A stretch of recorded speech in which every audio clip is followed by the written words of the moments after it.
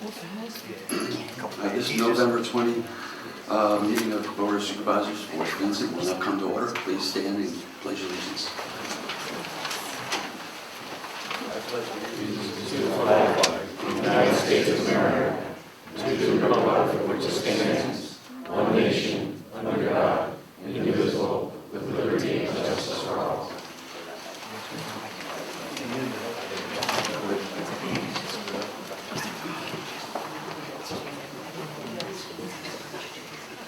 Okay, first order of business, I want to announce that there was executive sessions held on 11/4, 11/15, and 11/19 for finance and personnel.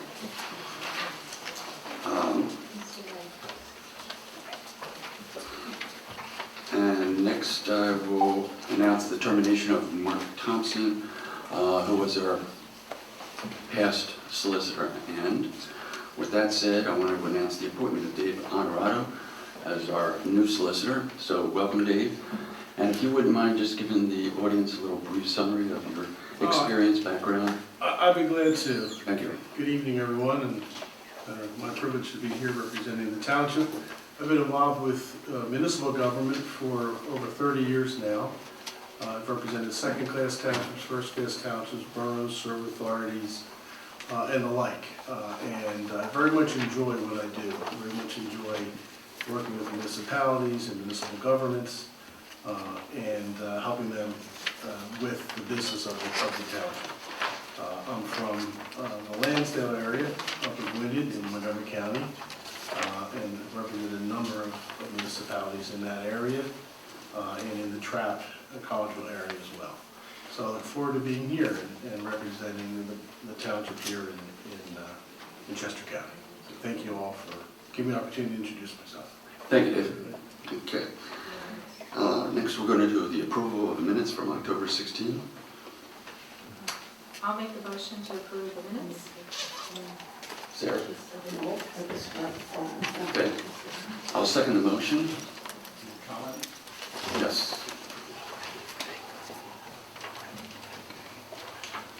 John Eldridge, 1634 Hilltop Road, Bertrandville, PA. In the minutes, first place it says that I have approved it somehow of the expense summary that they had. And I would like to repeat that I think it's of no value. It said the balance of funds report. I think it's of no value. I think it's somewhat misleading because it doesn't take into account checks written in the mail, etc. And then further to that, we talked about 7 treasurers at the last meeting. I don't think they were treasurers, I think they were clerks. And the word treasurer shouldn't be thrown around too liberally because it implies that they have rights at banks to commit funds and signatures. So were there 7 treasurers, or were I know John Granger and Kathy was a treasurer, but these are clerks that shouldn't Michelle get was that a title. treasurer, Tom was a treasurer, Bonnie was a treasurer. Tom wasn't. No, I don't think he was. Tom was a treasurer. Tom? No, he was never treasurer. Well, anyway, that's a comment. I didn't think there were 7 Yeah, people. I they thought we still were did talking about clerks. bookwork in QuickBooks. Right? They still did a lot of the work that was put in QuickBooks. Yes, but they weren't titled treasurers. Still no. Thank you. Anyone else? Seeing none, all in favor? Aye. Okay. Moving on, announcements. Unfortunately, due to circumstances beyond our control, the township will no longer be doing the building of the public safety building at the firehouse location. So I just wanted to put that out there to let you know.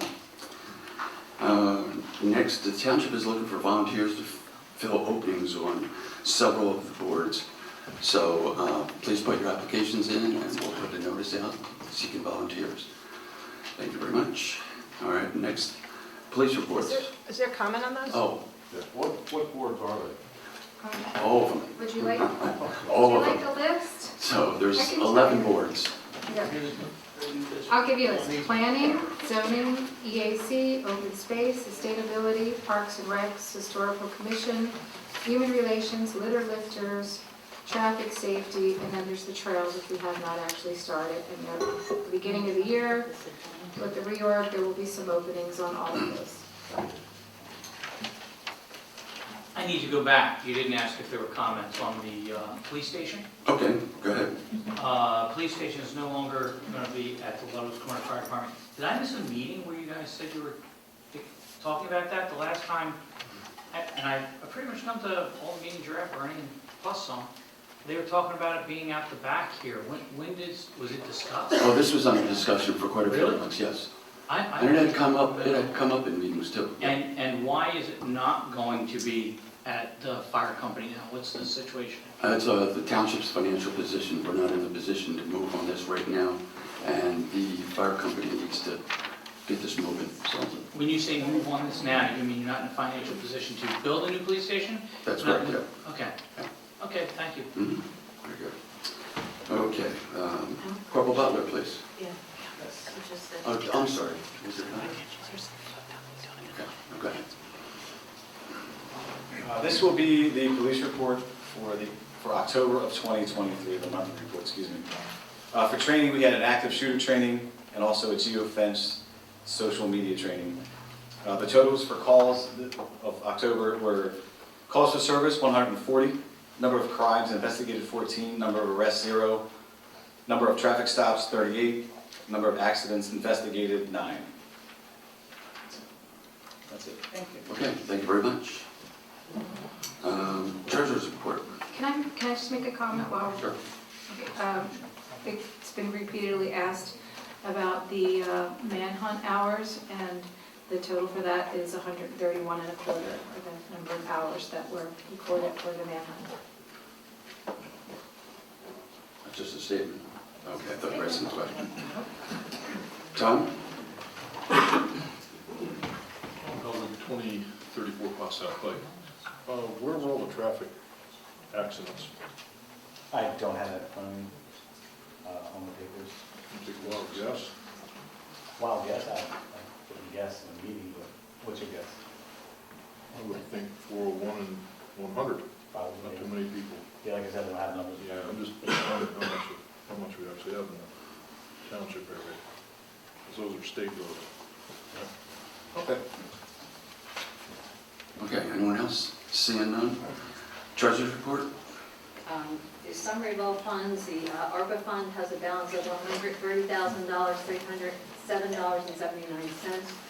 General fund has a balance of $1,148,118.28. The open space has an account balance of $3,477,786.45. The liquid fuels fund has a balance of $97,362.74. Capital Road Fund has a balance of $3,268,596.90. The Capital Project Reserve has a balance of $2,419,345.91. The Capital Equipment Fund has a balance of $357,106.65. Capital Equipment Fund has a balance, wait, did I do that wrong? You need to, The Capital Equipment Fund has $357,106.65. The Sewer Fund has $26,845.28. And the Rebuild Fund has $803,227.18. For a total fund balance of $11,728,697.18. Okay, thank you. Any comments? Seeing none? Oh, start. Okay, so that's a balance of funds, which is, I gather, the amount of cash in the bank for each of these funds. At the end of the month, yes. Pardon? Yes.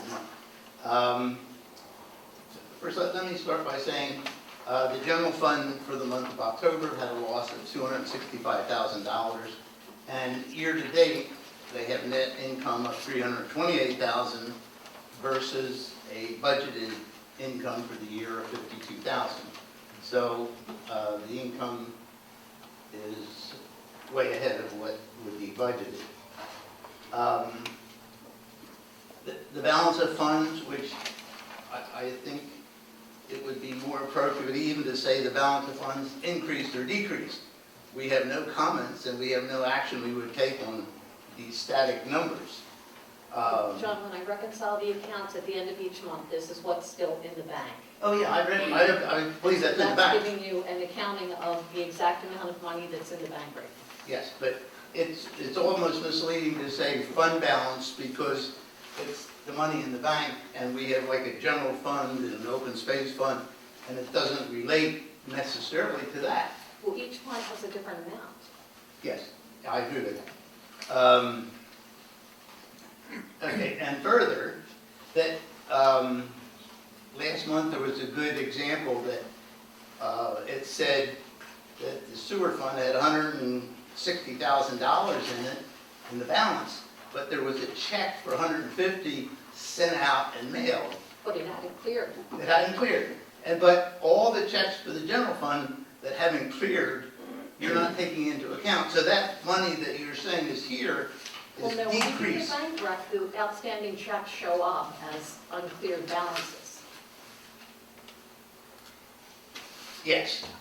And so you're saying what the cash balance is, not what the uncleared balance would be, which would be the balance, the cash balance in like a QuickBooks statement When when the our check auditors. cashes, when the check gets cashed, then that money comes out and then Yes, it's taken care of.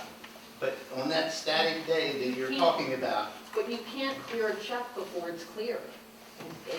You can't reconcile an account that way. but if you do a financial statement that the auditors publish, those checks will be out. They will not have cleared, but they are out. And that's the way they show up in do. the auditor's report, yes. Okay, and that's the way that accounting should be.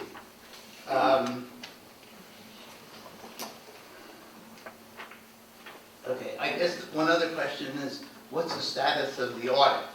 Have you found an auditor? Is there somebody? I spoke with a woman today who's going to come out and meet with me next week. She sounds very promising. She has a lot of background in QuickBooks and municipal finance. And she's going to come and look at her books and give me a proposal. Proposal to do an audit or fix No, it?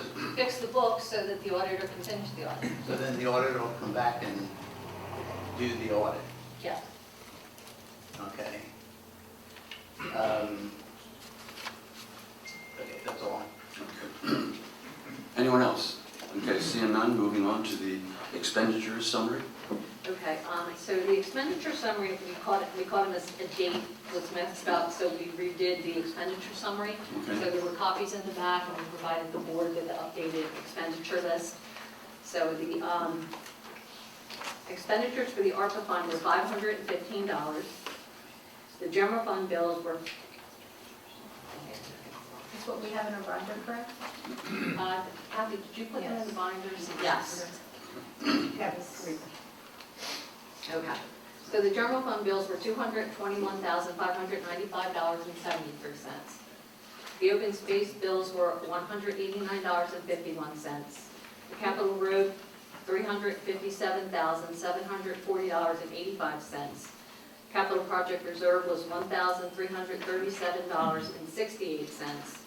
Capital equipment was $169,043.33. And the rebill was $17,638.93 for a total expenditure amount of $768,061.03. Very good. Any questions? All right, seeing none, moving on. Yeah, question. I'm a little fast, you're a little slow. You're not seeing it because you're looking at your papers. Seeing I none. did look up, I looked over the rest. Okay, I will say, this expenditure summary, one place it covers, one of the pages was for 45 days, and then the bills list was for 30 days. And I think if you're going to do 45 days one month, won't you just have to do 15 the next month? No, that's not how it works. Because, well, you're doubling up on the numbers? But we're not. One of the dates was wrong, so we corrected that. But what happens is, we stopped cutting checks last Thursday. And so on Friday and again today, we've already gotten in a dozen bills. So we start putting them into QuickBooks so that for the next bill run, they'll be in there. So we've got to go back to the date that we start cutting checks again to cover them for the next meeting. So you're never gonna have just a 30-day period. In a perfect world, every single bill for November would have come in before the November bills were stopped, checks were stopped being written. Yes. Doesn't happen that way, so we have to keep cutting checks to keep up with the bills, otherwise we get late fees and things of that nature. So that's why we run it from the end of the last day of the previous month to the last day we cut checks of this month. Okay, does your expenditure list cover 30 days or 45 days when it's been corrected? It covers from October 14th to November 15th. Okay, so it's going back to 30 days. I did notice on your bills list, on page 1, there's an insurance expenditure of $19,000. And then it's the second item on page 1, and it's the last item on page 18. Is that a duplicate? It seems the number 2807 appears, check appears, the vendor is the same name, or is that somehow duplicating itself? I'd be lost with John. Say again, what page, where were you looking at? If you look at page 1, it's the second line. If you look at page 18, it's the last line. That's, the second line on page 1 is the township manager's salary. Then there's health insurance, dental insurance. Okay, well, I'm going to give you this because it's been changed since what I printed out. I printed them out, because that is page 1. That's 19,000, then if you look at the next page, it's the same number and the same place. That's 2,000 the total. Oh, this was when the checks got mixed up. 287. Okay, so I've had some help cutting the checks, and some of the checks got mixed up, and we're working for getting them corrected. So no, it's not a duplicate payment, it's the same check, it's just listed twice. it's posted in there twice. Twice. Because it also appears as expenditure twice. Right. In the book. We're working to resolve it. Okay. Do we have a motion on that? Do we have any, what else wants to? Trace about the problem with sending checks, is that QuickBooks or is there a printer or what's the issue? I've had a new person helping me cut the checks. So the checks got mixed up. So it sounds like a training issue. Training, yeah. No. Okay. Can I make the motion then to approve the expenditures list for all township funds in the amount of $768,061.03? I'll second that. Okay. Any further discussion? Okay, seeing none, all in favor? Aye. Managers report. Have you got any cash?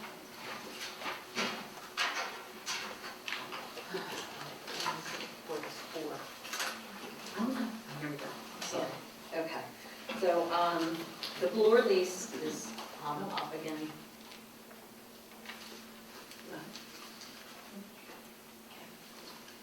Okay.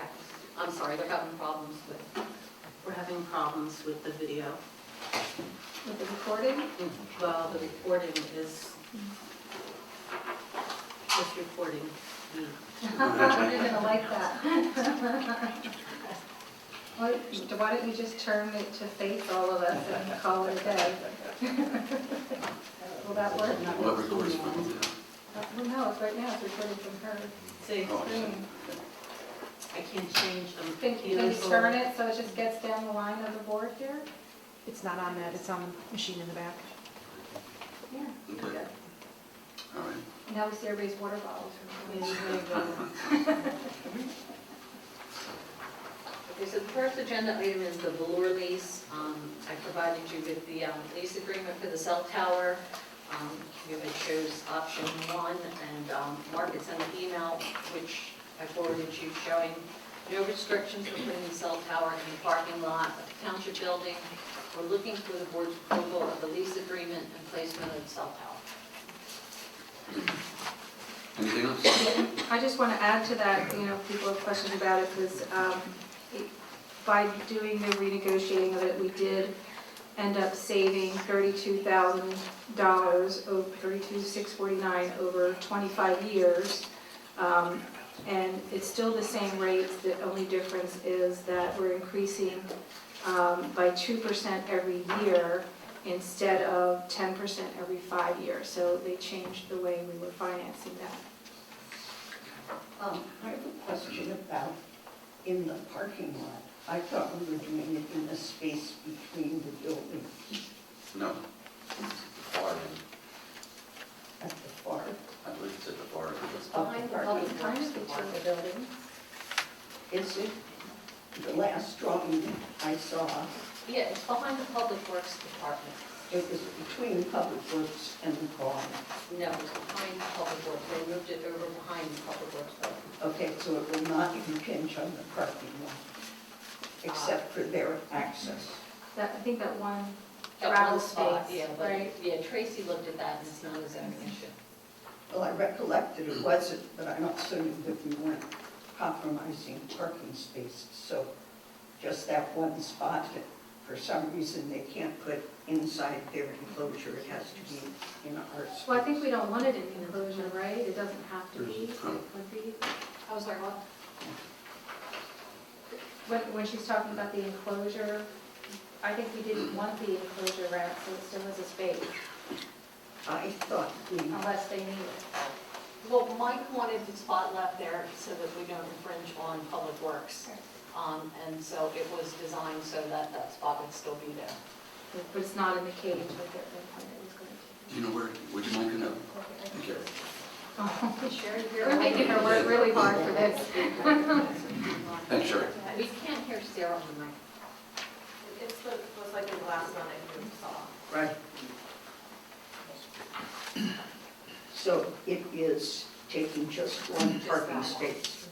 Okay, and I thought the question was about whether the carrier wanted their emergency vehicle to park inside or outside of the enclosure. The zoning ordinance has a requirement to provide a parking space within the compound. Mhm. So that was why So that's shown that way. is this doing that or not doing Yeah, that would allow a space for a parking space then within the compound Okay. area. All right, thank you. Okay, on to old business. Appoint Jackie Gunther as township manager. Looking for a motion? I'll make a motion to appoint Jackie Gunther as the township manager. Clarifying that this is a title change. And Sarah? No? I'll second the motion. Any discussion? Seeing none, all in favor? Aye. Yeah, actually, sorry for Thompson. And those opposed? But it sounds like we Well, have a question. go ahead. Yeah, just I was a little quick. Sorry. So I was a little concerned that there was a mention in the agenda that there was a contract. Was that circulated around? No, the contract is not finished yet, so we're going to deal with that next meeting. We're not voting on the contract, we're just changing her title. Okay, will it be circulated around before the next meeting? Hope so. I don't know. Dave, is that Usually Can we no. do that? usually no? I didn't, okay. I mean, but it's subject to an RTK. No, it's not. I've gotten them before. Well, after it's adopted, after it's voted on and it's approved. I'm just suggesting that if, and Jackie, this just to be very clear, this is nothing against you personally, it's just given our history in this township, I think it'd be really ideal to be as transparent as possible with the whole community about exactly what the terms of this agreement are. After it's adopted, after it's approved, then you would be entitled to a copy. Yeah, I mean, how can we weigh in on it if we don't know what it says? Well, the board may discuss it publicly, and you can ask questions about it, so you can weigh in on it. I've never seen it where we would have a contract that we're proposing distributed to the public for the public to weigh in on it. Well, I'm making that request. That would be helpful, I think, for us to understand what's going on. I think it would also be helpful for us to know who the candidates were, understand the application process, competitive bidding and all of that. I think that would be helpful for when this is raised for a vote at the next meeting. Okay, and so, Sarah, you I voted voted nay, no. Okay, you voted for the record. and because of the process we're undertaking, and that we are not defining anything different than a title. And so I'm not sure the purpose of that at all. Okay.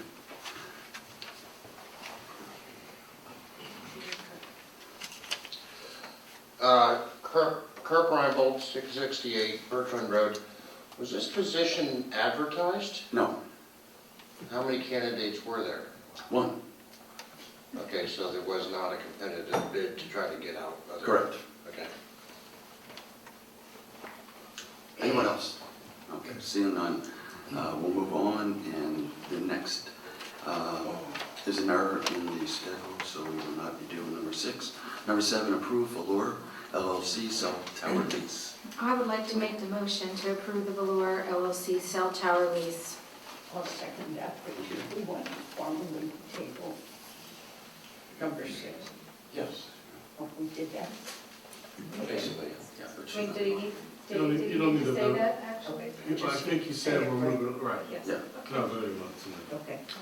Okay, So now, I second the lease. so, Sherry, would you just mind getting up again and just describe what's going on, and then we'll go from there? Yeah. Okay.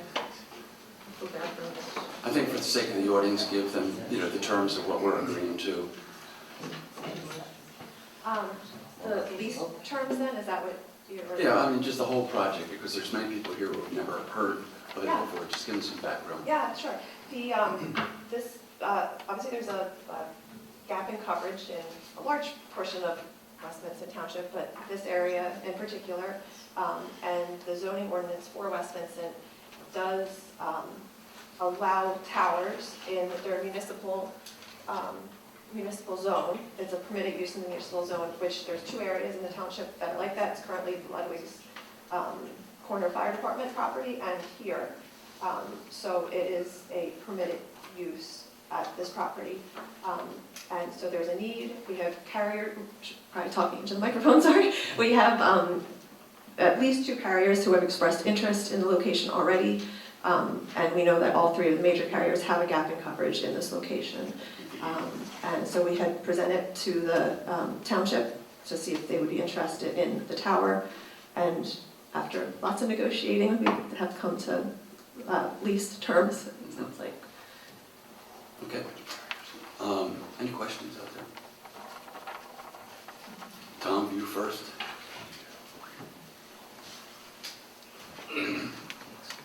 Tom Helwig, 2034 Pottstown Pike. As of the last meeting that we held, there was some debate about remuneration on this, as far as the contract goes, as far as how we were going to assess future increases and things I like that. just made a statement about that. Did you miss that? Would you like me to repeat it? Obviously, it went right after. Okay, so basically by renegotiating, which is what we did, the rates didn't change, it was just the The payment structure schedule of it, I got changed. that part, but the So rates it- didn't change. No, but over the life of the 25 years, we will save $33,649 because we are now going to be getting a 2% increase per year versus a 10% every 5 years. And it just Yeah, I changing that understand structure part, saves but us how money. did we arrive? I think the debate last time was about this fixed 2%. Memory serves correct, that seems a bit, No, previously it was 10% every 5 years. I understand that, but it comes out to the same number at the end, does it not? No, it comes out, it saves the township when we make an additional $32,000. I understand that, but the rate remained essentially the same. Yeah, the lease agreement is the same rate. And We what just, happens if the interest rates go up and things like that? I think this was what we debated last time. well, that's why they went back to the table on it, and this is, And that's they what we gave us, came up with. they gave us 3 options. This was the one we thought was the best for What were us. the other 2 options? I don't have them in front of me. I can summarize or pull them up for you if you really need it. But this was the best one. One actually gave us less per month, That's but the then negotiations. no, it gave us less, but Offer less. but it calculated at a higher rate. So, you know, this was the best for the township. Our attorney negotiated it, he looked at it, he presented to us. Our And former we- attorney. Correct. We'll come to that later. Okay. Jim?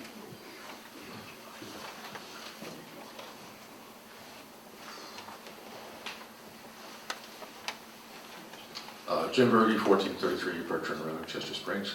The question, is the tower going to be used by all the common carriers, or is it going to be a select, Verizon, AT&T, Comcast? And we have Comcast, and we have, of course, no contact here with that.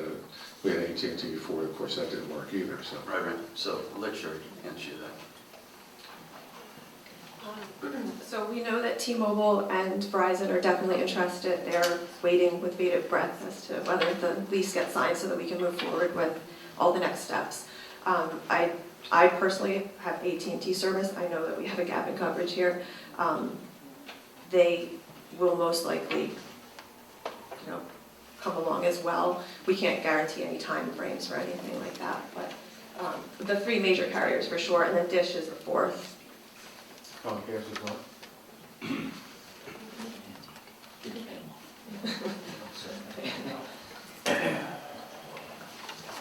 Please just give your name first. Yeah, Roger Johnson, a member of Valora LLC. The tower will be made available to all carriers at Comcast and anybody that wants or has interest in it. So there's nobody categorically excluded or anything like that. So it will be made available to anybody who wants space on it. Okay. Anything else? Okay, seeing none?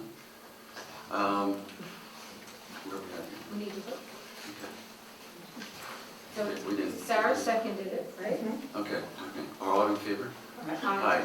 Great. Thank you, Sherry. Thank you. Congratulations. You've done a lot of hard work with this.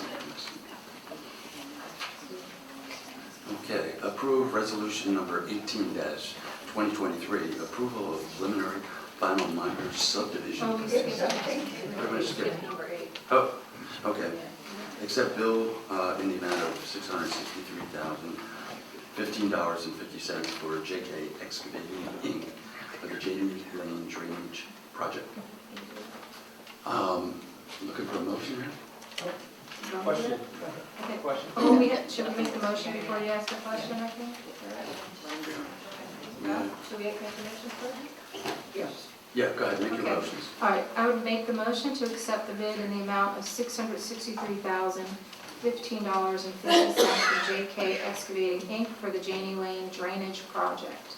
I'll second that. Okay. Sir, would you state your name? I'm Dave Herbener, 1292 Janie Lane. So I had basically a couple questions. So I moved to Janie Lane in 2008, and from that time on until now, I've heard all kinds of stories as to why Janie was not paved. Could you share them? The road would have to be expanded, widened, trees would have to be cut. It costs more to maintain a paved road than the gravel. I disagree with all of those. Also, there were several influential people that lived on Janie that wouldn't get it allowed to be paved. So those are some of the stories, most of it, I think, disinformation. Okay. But I wanted to ask this drainage program, because I just happened to be running one day up Janie, and there were some township guys working towards the Flowing Springs end, and they said it was going to be paved for the slopes. So is that included in this plan here that you're talking about? Yes. Can I ask Norm from LTL come up and just... Normal Order from LTL Consultants. I'm in charge of the Janie Lane project. Please go to the microphone. Yes, Steve. Yeah. Sorry about that. Normal Order from LTL Consultants. I'm in charge of the Janie Lane drainage project. I can answer any questions that you might have. And I do have a copy of the plans here if anybody wants to see them. So how is it decided whether Janie gets paved or not? Well, the board decides ultimately, and a lot of reasons behind that. So it's been needed for many, many years. All of the gravel runs down onto Bertrand Road. It's undermined Bertrand Road, it's gotten into the stream. No, I want to. So there's a lot of reasons for it. Right. So the drainage is absolutely needed. And then just the slope itself needed to have that, so. Well, and we're not talking about paving the entire road. I don't know where you fit within where our plan is, that you might So, want to ask that. It's hard to say where you think the slopes begin and end, but looking at it this morning, our property, our driveway, from Flowing Springs, from where I think the slope would stop, or your paving would stop, we're at probably another 250 feet. No, it's not on the Flowing Springs side, it's all on the Bertrand Road side. Okay. No, that's Oh, not correct. Norm's okay. correct, you can tell. All right, Norm. thank you, Norm. You could probably point it out to. Sure, I can open up plans if you'd like, or whatever you'd like. Mine are tiny. The paving for Janie Lane, really, there's 3 separate projects that encompass the entire thing. 3 separate locations, all on Janie. Okay, I stand corrected, thank you. The first part, Site 1, as we call it on the plans, starts from the Janie Lane, Flowing Springs intersections. There are some inlets and pipes there for erosion and drainage problems that we're having. And the paving is, I believe, around 400, 450 feet, just the steep part. Once it starts flattening out towards the top, the paving stops. Okay, and that's meant to stabilize that area. And then a long section, I'm going to say over 1,000 feet or more, is left as gravel, just the way it is. And then when it starts getting steep down the other side, there's a water bar, there's all kinds of major drainage issues there. Existing inlets actually over time have filled up with stone because we just can't keep it stabilized. The township hasn't been able to. So at that point, once it starts getting steep, it will be paved from there down to Bertrand Road. Okay, and then on the right-hand side, if you've gone down there, you'll see major erosion down there. That'll actually get stabilized with a riprap line swale, just to get it down to that intersection. And then the Site 3 is where there's an overflow problem for Janie Lane. So from Bertrand Road down, the culvert will be replaced. That area will be paved right there to stabilize that, because the issue that happens there is under extreme, because there's about 2,000 acres that flows to that crossing. And when it exceeds the capacity of that culvert there, what happens is it flows over Janie Lane and just takes the gravel and everything with it.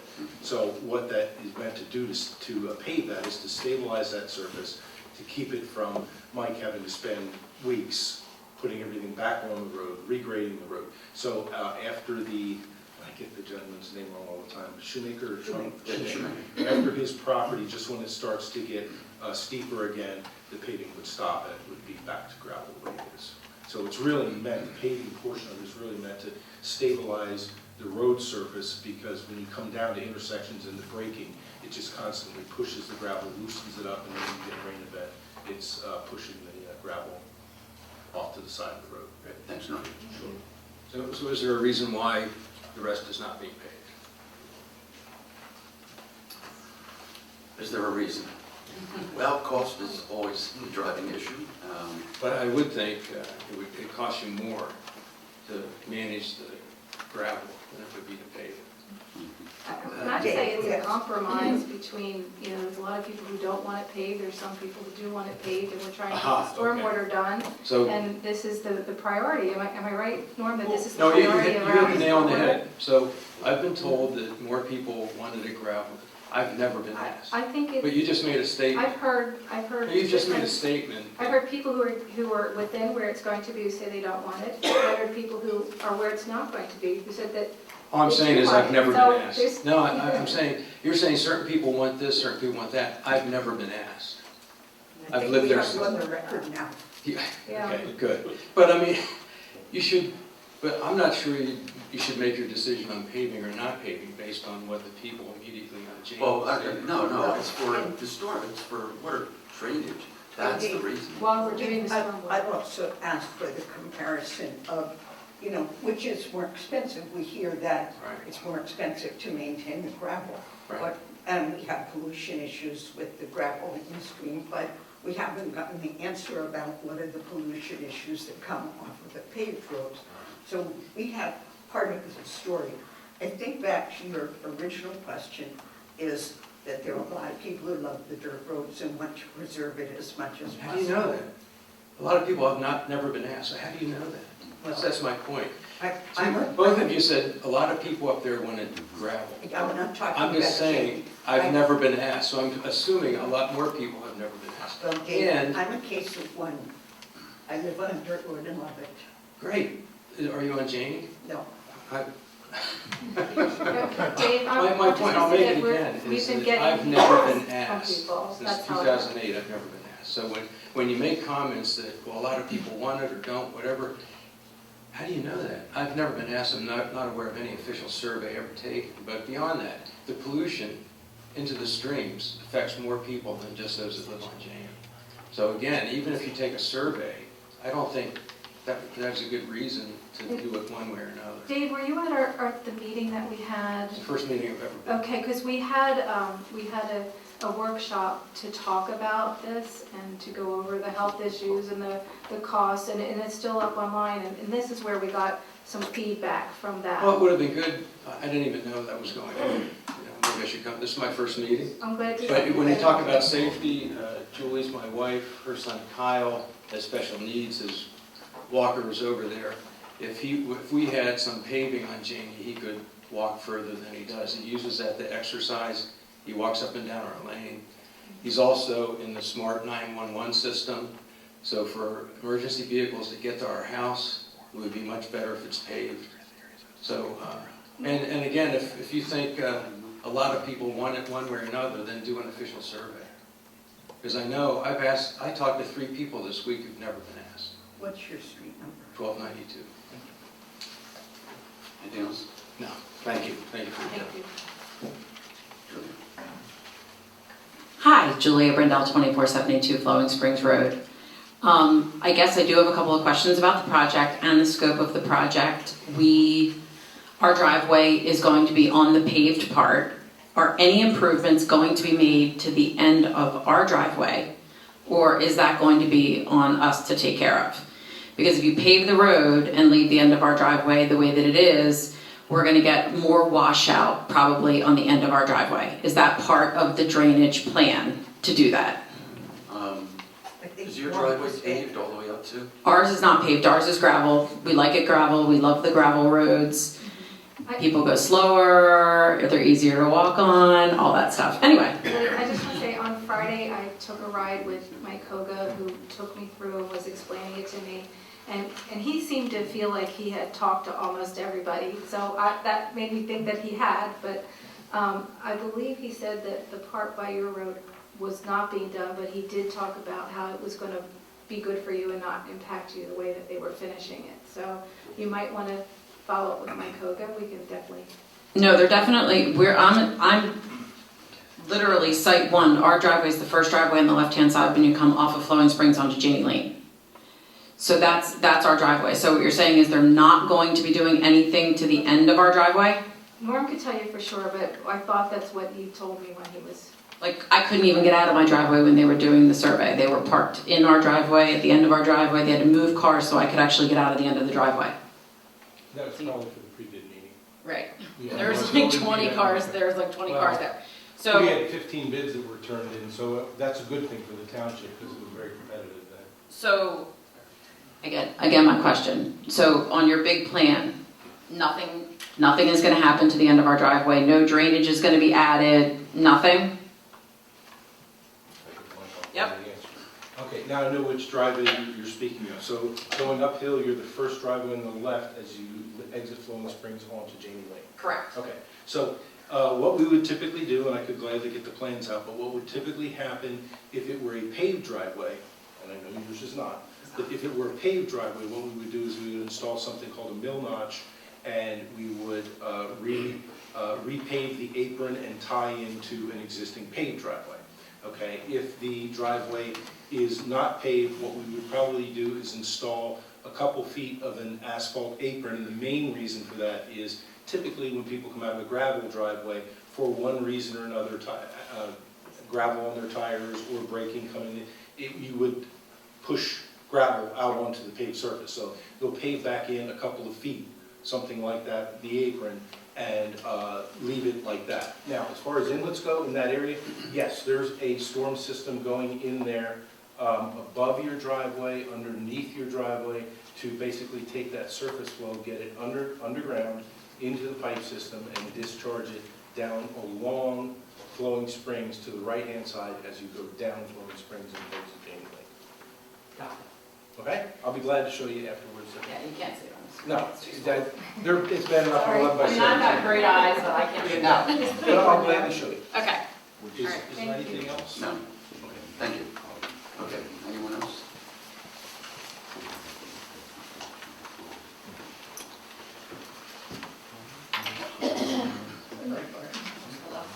Hi, I'm Barb Mueller, 1026 Janie Lane. I am not on a part that is in plan right now. My comments are that I'm one of the ones that do want it at Dirt Road. I think that's why, I know that's why I've stayed here, born and raised. I find it kind of odd that, you know, if my neighbor wants to renovate a shed or barn in their front yard, there's a zoning sign on their property, or if somebody's subdividing, neighbors are notified by the township.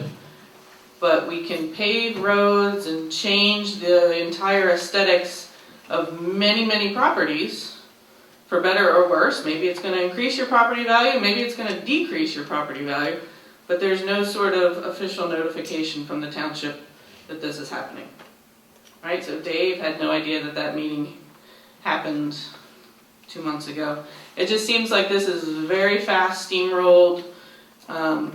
It seems to be driven from Mike and Jackie, who are paid employees of the township. I'm not sure if it's being driven, pushed through by supervisors or... No. This has been on the books for years, in the planning stage for years, well before Jackie ever came here. Well, I'm on the planning commission, so maybe partly my issue, but I've never heard of this until October? Yeah. Maybe, I don't know, when was your workshop? Roads don't come up to the planning commission. True, but when you're on a township committee, generally you're aware of other things that are going on with, because we have committee reports, right? When we sit in the planning commission, we hear reports from all the other committees and from a supervisor representative, and I've not heard of it until the township workshop that was a couple months ago. So it just seems like it's very fast. I can't believe that there's no notification to the immediate neighbors. Maybe I would not be a notifiable party because it's not on my section of Janie Lane, but it seems obnoxious that it's not notified to the... Don said, then you would know of it. Don showed up. Should have been at his end, and then you would have seen it. Right. Yeah, and this has been on the books for 20 years. We've been trying to get this done. But do other municipalities post that sort of activity for the residents to know what's happening in the neighborhood? Well, we do send out letters once we get. It was in the budget for last year. That the contractor. We've been trying to reach actually out go for out and 20 do years. the Well, that's a done deal, Jackie. Okay, well, that's how this township's traditionally done it. Dave, can you speak to that? Most of the townships and boroughs I'm familiar with don't usually reach out to the residents in advance. The ones that... It would seem counterproductive, doesn't it? Yes. If this is if these are our $675,000 of our taxes, it seems more important than your neighbor putting in a swimming pool to me, but you get notified of that. The 2016 road program, you remember that? It had paving and chaining on it, but it was talking about the hill or from Don Cook's driveway down to Birch Run. So there's been questions for years about what to do about it. I would say you're probably right, is we finally got to the point that we could put an answer on paper. We had the motivation of the board to get it done and the engineering skills to come up with something that looked viable, because the one from the 2016 program was shunting the water off of Janie essentially over to Birch Run and Davis. So it was solving a problem for Janie but causing one for Davis. So I think we've gotten smarter about our engineering in the meantime. The workshop was not an official thing about gravel roads, and I might be the only one up here who still refers to it as part one of the story about the roads, because you can't talk about the pollution from gravel roads or the health risk of gravel roads without having a comparison. You know, if you want to know what is the cost benefit of something, you can't just say, well, we put a lot of gravel down. Well, we put a lot of asphalt down too, which costs us and how long does whatever solution last, you know? So I think we've only told part of the story. Right, and I don't know that it's a solid fix, because the other end of Janie Lane that has blacktop still has gravel issue. And the end of Davis that has blacktop still has gravel issue. So I don't know if your fix is truly the correct fix. That's right. Thank you. My 2 cents. Anyone else? All right, seeing none, all in favor? Do you want to let Don's guys go? Oh, sorry, Glenn, I didn't say it. Yeah, it's coming late. I can assume we're talking about. Don, will you state your name for the record? Oh, I'm Don Shoemaker. I live on corner of Jane Lane and Birchland Road. I've been here since 1960. So we're talking about fixing the bridge on Jane Lane to prevent the flooding. And we probably have if you look at our creek, the creek has completely changed course because of the gravel that has been washed from Janie Lane, flooded into it, and it's moved the creek probably 5 feet from one side to the other because it's full of gravel. So when we had the workshop, there was a big discussion about the impact of the streams and runoff into the streams. Well, when Janie Lane floods, it creates a huge amount of runoff, gravel, dirt that goes into the stream. And I can show you, we have pictures going back to 1960 how the creek has changed because of the runoff and the erosion. So this has been on the books. We've been trying to get the township to fix this probably since 1970. We've been in conversations. We've had serious conversations probably for the last 5 or 6 years when Ken Miller was a supervisor, when John Jacobs was a supervisor, and it's always been pushed off. So this is nothing that has been sort of all of a sudden, oh, let's do this and we'll do it this week. This has been in the works for years.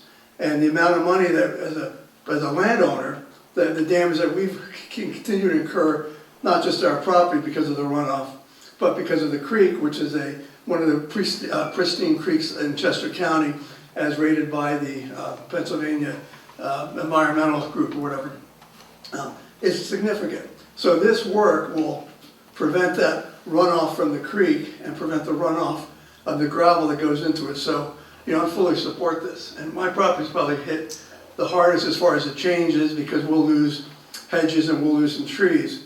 But it's well worth the effort to solve this problem. For my understanding, when you say that gravel washes in, is it washing in from Birch Run or down from the other? That's it's coming across. The gravel that comes from the hillside, that has come into the property, and it's in the last heavy rain, it actually filled the whole trench that we had in the property, which is actually good because now I can just cover some layer of dirt. But there's probably, I would say 20 yards of gravel that's filled into the driveway, not to mention what's now in the woods in the creek, and that has come down from the road. Thank you, Doug. Okay. Yeah, please. Just real quick, I heard a number of people talk, and one of the things that I've become aware of over the several decades of being involved with municipal projects is everyone is looking potentially for a different outcome, or they've got different interests and things like that. But as far as Janie Lane between Flowing Springs and Birch Run Road, from an engineering standpoint, and to stabilize that surface, you're not in MS4 yet, but when that does come your way, you'd be fixing this whether you liked it or not. DEP would be forcing your hand. And the costs associated to do what you're going to do this already to stabilize that surface, because if you take a ride down there, you'll see inlets that are sitting there literally filled with gravel. So we have to find a way to stabilize that. So from an engineering standpoint and a value standpoint, stabilizing those slopes, putting in a series of pipes and inlets to try to reduce the impacts of that and putting in swales that are going to stay stable under a heavy flow is going to be the most cost-effective way to do that, while still trying to maintain some of the character of the township with the gravel roads. So the MS4 is coming, and the fact that you're doing this now is really just going to help your cause when you inevitably kind of get sucked into that whole program, like it or not. And then the last gentleman who spoke, that there's a good amount of engineering that went into that to get the GP11 for the culvert crossing, and all the work that went into that was a pretty intense amount of analysis to make sure that we did not increase the flow through that culvert, but the whole reason that that road is going to be regraded. So please, if you get a chance before construction starts, drive that to see the before and after, because I'm pretty excited about what it's going to look like. But really what we've done with the regrading of that road is created an emergency spillway, a dedicated spot, so when that culvert backs up and it surcharges the upstream area, it's dedicated as to where it's going to go and not take out that gentleman's property wherever he is. No, There you go. I'm sorry. Go ahead. I thought you were finished. Could you please explain to the audience what the MS4 is and why it's necessary? Municipal, it's the municipal storm, separate storm sewer system. Basically, it is unfunded mandate by the government that the resident and the townships have to pay for and clean up runoff, stormwater that flows down onto a township road and causes erosion into streams to increase stream quality, whether it is a sediment loading, and that's what you would have here is a sediment load issue.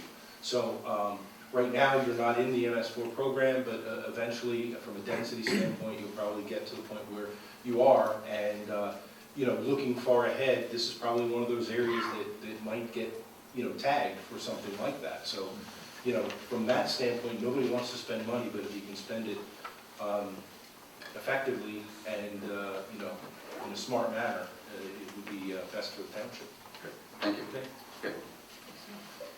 I think we just need to approve the vote. Yeah, okay. All right, so go for a vote. All in favor? Aye. Aye. Okay. Next, approve resolution number 18, 2023, approve preliminary final minor subdivision plan for 1830 St. Matthew's Road. I would love to make that motion. Okay. Okay, do you want to hear more, or do you want me to say what he said? Approve resolution 18, 2023, approval of preliminary/final minor subdivision plan for 1830 St. Matthew's Road. I will second it. Okay. Sorry? I'm just, Andy Everwine from Edward B. Walsh Associates, representing the client, and we are the engineers who did the plan. Excuse me, I'm just here to answer any questions. We've gone through the process. We've got a review from Mr. Latchell, which are pretty much house cleaning, which we're more than willing to do, and we'll take care of them. I'm just here if there's any questions from the board regarding the subdivision. And this has been around for a long time? It has. It's taken us a long time to get approvals through the DEP. There were some issues because of the type of systems, and that's proposed for the second one, drip irrigation, which is now experimental. Used all the time, but it's experimental. I won't really comment more on that, but it took us a long time to get that approval. That's in hand. We have all our approvals are meeting, so I believe it's in order. We would appreciate it if you could act on it tonight, and we'll clean it up and move forward.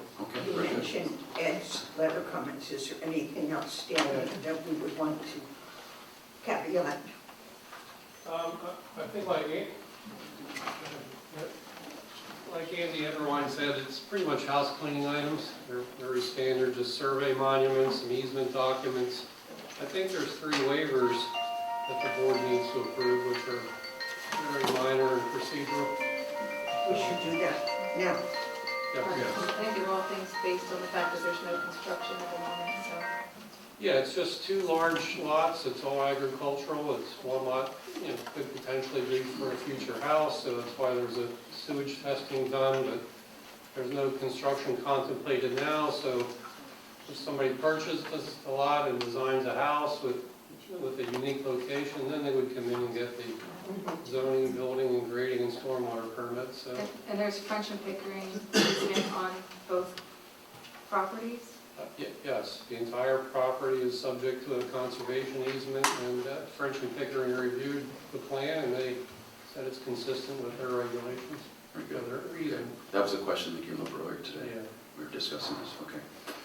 I didn't hear you second. Did you second? If I didn't, I will now. I said no. Okay, thank you.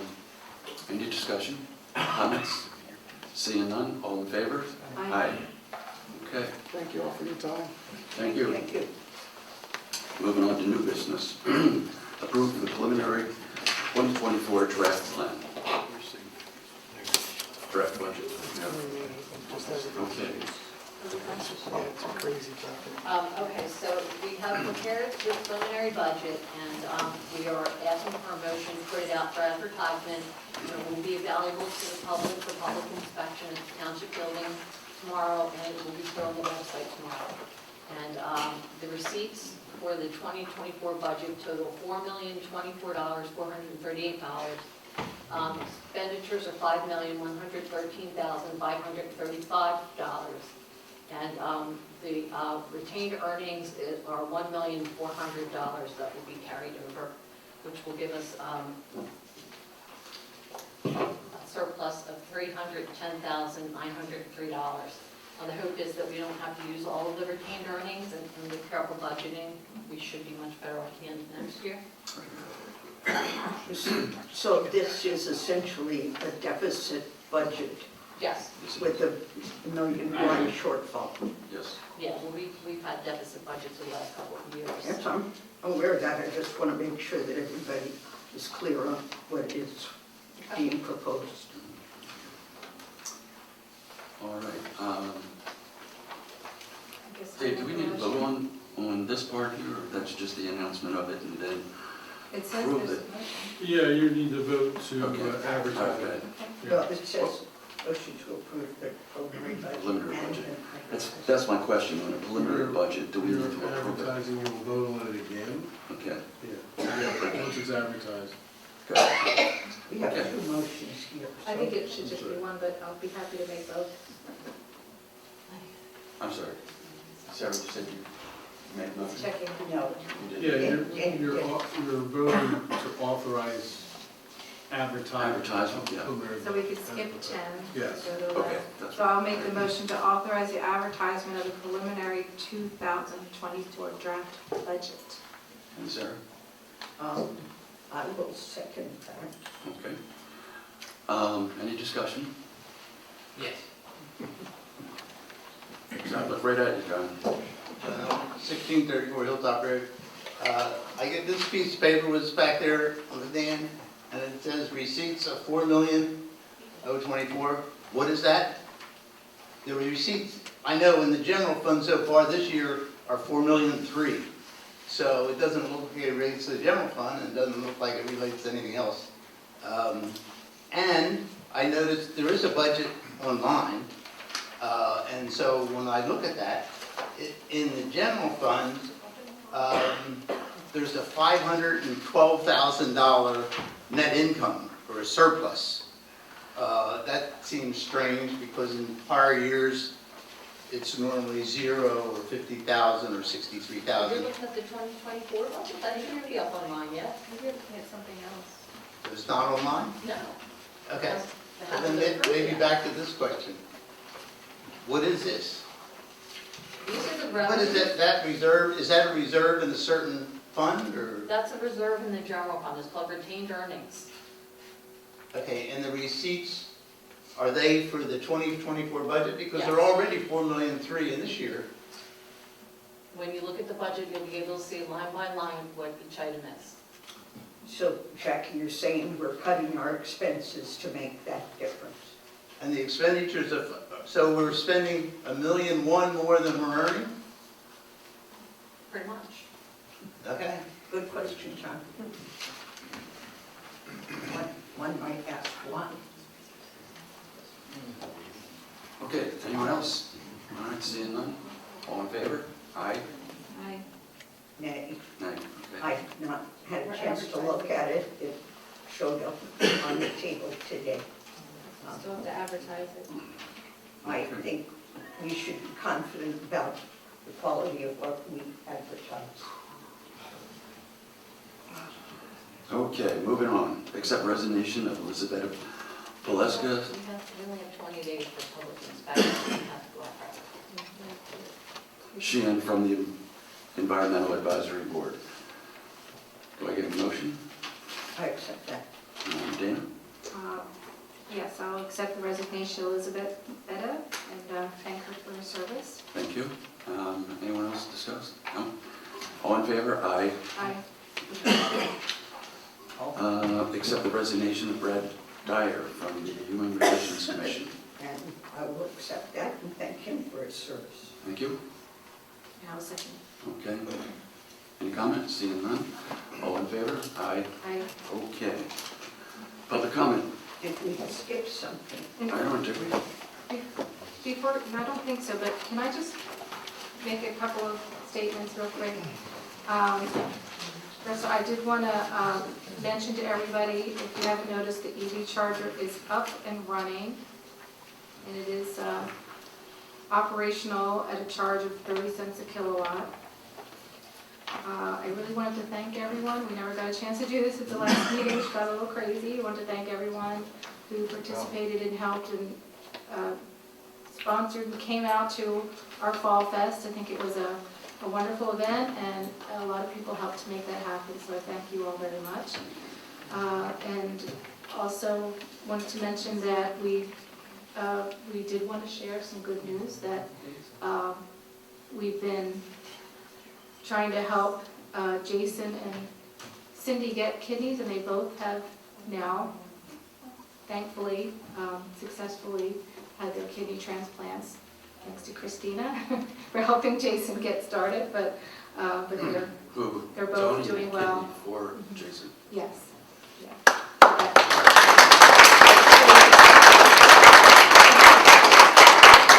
It's wonderful. We're looking forward to having him back full time soon.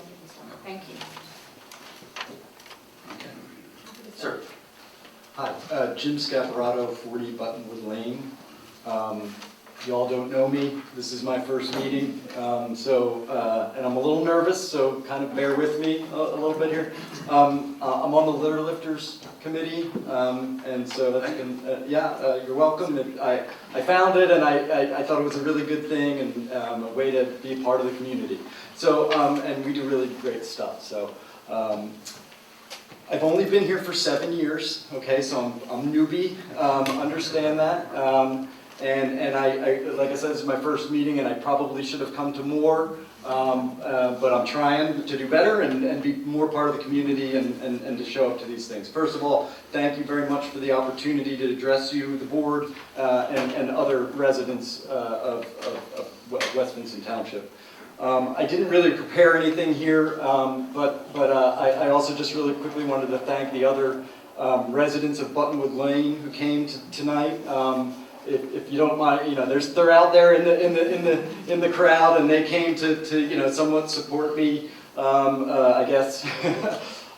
So I'm coming to talk and just make a statement. I don't really have any questions for you. It's just a statement to make about some issues that we've been having with Plainbrook Farm, so 7 years ago, I've been here, and things have kind of slowly and progressively escalated with the number and frequency of the violations of the conditional use permit. It's very old. It's like 1994. I have talked to Tracy a few times. I've sent in a copy of the conditional use permit that we had. I understand that it's old, and the township maybe couldn't even find a copy of it. I have copies. I sent them in. Hopefully you guys got it. I'm happy to drop. I have a hard copy here that I can leave for you. But maybe I can just read a couple of quick highlights that are from it. So it says, no horse shows or group gatherings shall be permitted. No outdoor lighting nor loudspeakers will be permitted. Parking related to the private boarding operation will be restricted to paved parking areas designated, blah, blah, blah. parking would not be permitted either on Buttonwood Lane or the grassy areas adjacent to the lane. Under no circumstances, it talks about the maximum number of horses. It says under no circumstances shall there ever be more than 18 horses. There will be no carriage lessons, group lessons, or riding camp lessons. The tennis court will not be used in a commercial manner or for organized events or lessons. In the 7 years that I've been here, like I said, I continue to see more and more violations, and what I would say is that I'm at a bit of my wit's end, and I would suspect that others that share my Buttonwood Lane feel likewise. Before I go any further, can I just say though that I love it here. Birch Runville and West Vincent Township are a dream. I grew up in the Overbrook section of Philadelphia, and from there I went and spent 7 years active duty in the Army, traveled around the world, deployments and everything, came back, lived in Center City, experienced that and hated it, and found this little treasure of a community, and the people are awesome, my neighbors are great. I love everything about it. I have 200 feet of Birch Run on my property. I care for the woods that I've tried to get rid of invasives. I'm trying to do as much as I can. I love it here, right? And I don't want to just, destroy another person's business or anything like that. I mean, everybody has a right to have a business and stuff. I think maybe what we're looking for is just to kind of bring the business back into conformance with the conditional use. Just a couple of things that we've seen. Summer camps. They've been having summer camps now each of the past 2 or 3, 4 years. Cars are constantly parked on the lane, on the grass, just every day, all day. The owner of the Plainbrook farm will park the vehicle that she owns right in the middle of the lane, and I even sent in a video, and just you drive up and it's like, hey, you're parked on the lane, you can go around, kind of a thing. The number of horses, I can't, it's hard to count them, but at least over 30, and I know there's been more. I have photos that kind of can prove some of that. They've been having plant sales on the tennis courts.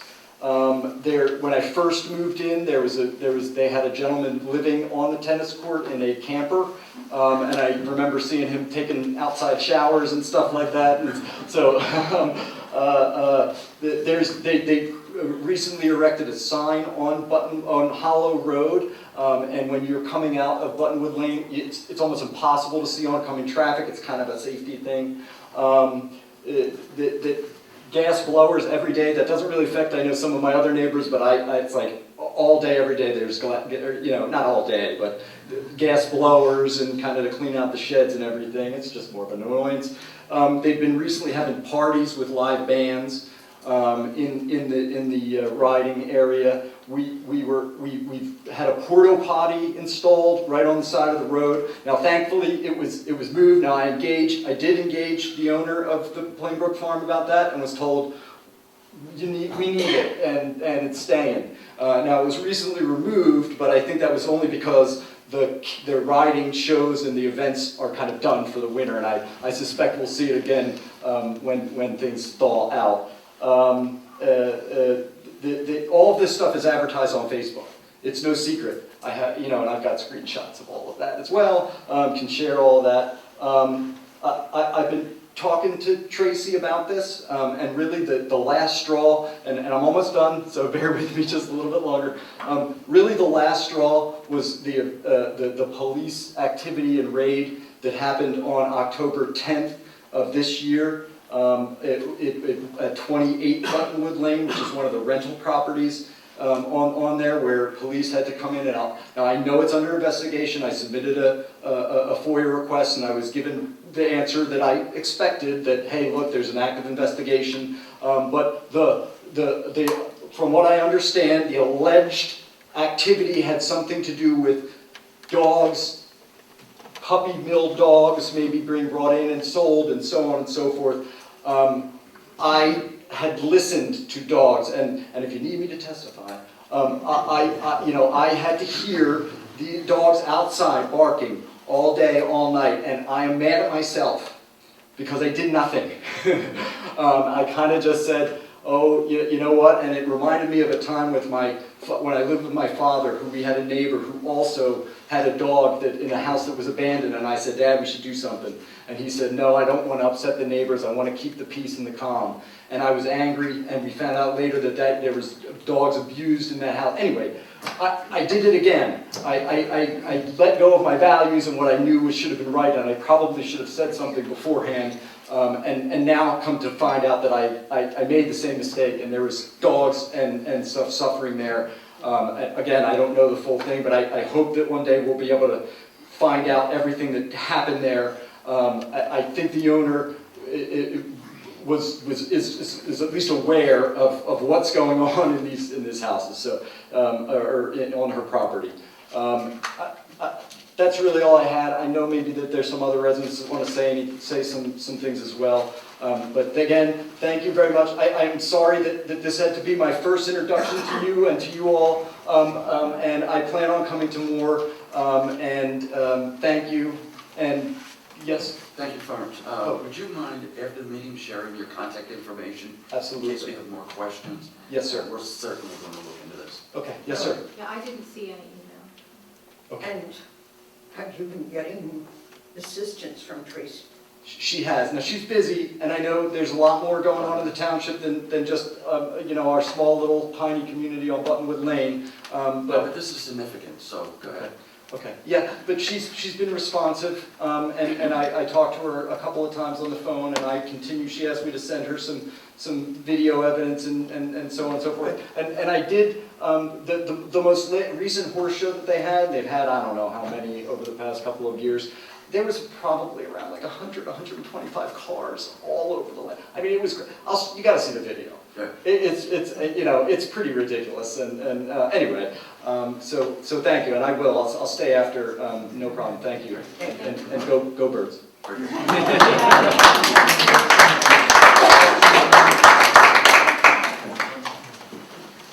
thank you to the Buttonwood residents for coming out. Thank you. Thank you. Julie. Good evening. I'll try to brief. Julie Foster, 1682 Hilltop Road. I just have a couple questions and then a comment regarding language access policy.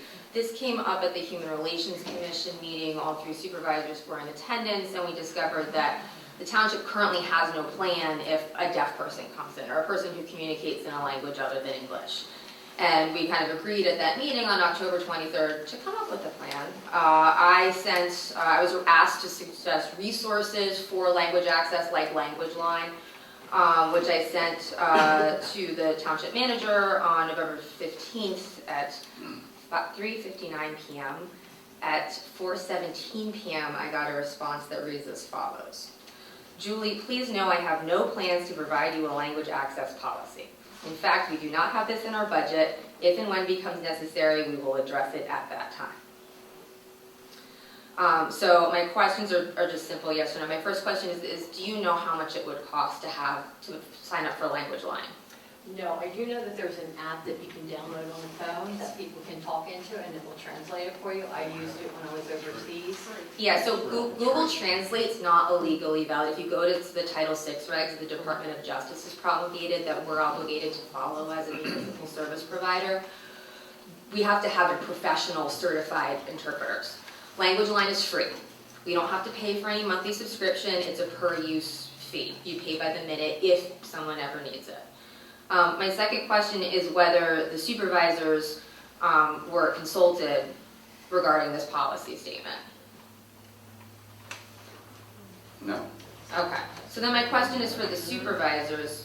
Do you believe we should have a language access policy here in Westminster Township? Yeah, certainly. Okay, and I volunteer to help write it. Like, I know you have a lot on your plate, Jackie, and I don't want to add to your burden, but this is my comment. I think, especially in light of our articulated values in the Human Relations Commission to be welcoming, inclusive community, It's not only unethical and illegal to flat out refuse to accommodate anyone who speaks a language other than English for people with disabilities, but it's also a safety issue. I'm especially concerned that our police have no way to communicate with the deaf person, and no training on engaging with people with disabilities. We know people with disabilities are substantially more impacted by lethal interactions with police because they don't have that experience or ability to manage a person with autism or understand that a person who's deaf isn't disobeying them, they just can't hear the commands. So again, I volunteer, I will do free civil rights training. I think the most important thing is it's one thing to have a written policy. It doesn't matter a whole hill of beans if you don't train the folks who are required to implement it. So staff need to know what the language access policy is and how they can implement it when it's needed. Okay. Make a convincing argument. Thank you. Thank you. Christina. Hi, everybody. My name is Christina Casey, 10 Forest Glen Drive. Really quick, on your policy that you just talked about, I'm an EMS provider in the township, and I know that the police and the fire and the EMS in town actually do have to take mandatory training that are required every 3 years. They do train us. I've taken quite a few autism classes, dealing with people with special needs. I know that our police department has too, because I've seen some of them in the classes that I've done. So they do have some of that training, but you know, you might want to get in touch with them too and see what they've had and how you can supplement. Can I add to that? Since you're talking about Come up, please, and speak and tell us who you I are. don't mean to cut you off, but I'm Julie Kislicka, I'm at 1292 Janie Lane.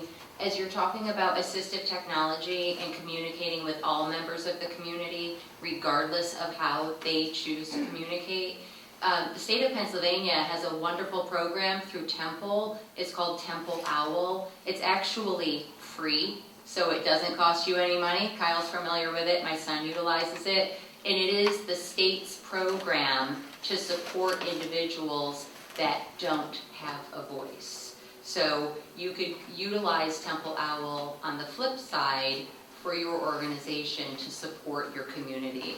So there are multiple programs that are free that can support your cause. Thank you. Thank you. Thank you. That was kind of a little diversion as to why I'm up here. No, it's okay. It's all good. Right, Kyle? So the statement that I want to make is that I'm one of the employees who signed an open letter from the staff to the board, which was emailed on October 24th. I thank those who have expressed concern about me speaking tonight because they were worried that it may impact my job. And as I told them, I'm very good at my job, or so I think, and I'm going to let my work speak for itself. The letter that was written was not suggested by me or any one person, but I did agree to participate. This letter was suggested the morning after the last board meeting on October 16th. To many that were in attendance, Sarah's participation during that meeting came as a shock. However, to the office staff, it did not, since we have experienced this side of Sarah often. What is different about that meeting was that Sarah chose to bring her actions and feelings into public light, and that was completely unacceptable to the staff, and that is how the letter was written. Ms. Gunther was not included in the discussions or the drafting of that letter. And in fact, when she found out about the letter, she expressed concern that the non-union employees could be putting themselves at risk. We were thankful for her concern. But collectively, we felt that Sarah had crossed the line. This letter is the first time that the staff can recall where the administration and police have stood together for an issue such as this. And it is because we recognize that there's a strong leader that we finally have in Ms. Gunther. She is the person who identified a lot of questionable items that have been identified to you recently, such as using taxpayer dollars for a French maid costume. She's the person who finished the forensic audit when Markham left money unaccounted for. And she has valued her employees, which is something I was told had been lacking in the office since before I started. Most importantly, the crux of the letter has yet to be addressed. There was board discussion over whether the letter should be made public and how that would be perceived. But there was no set plan to address our main concern. We did have a meeting with a phone call with both Bernie and Dana, thank you both, after sending the letter. Part of the letter asked for the creation of HR policies to have formal records of all of our complaints.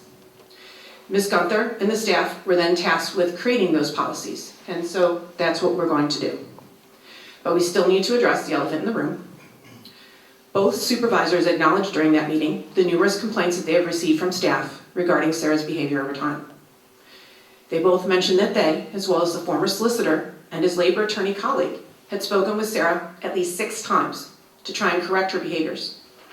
They also agreed that these interactions have not had much impact because, quote, Sarah's just Sarah.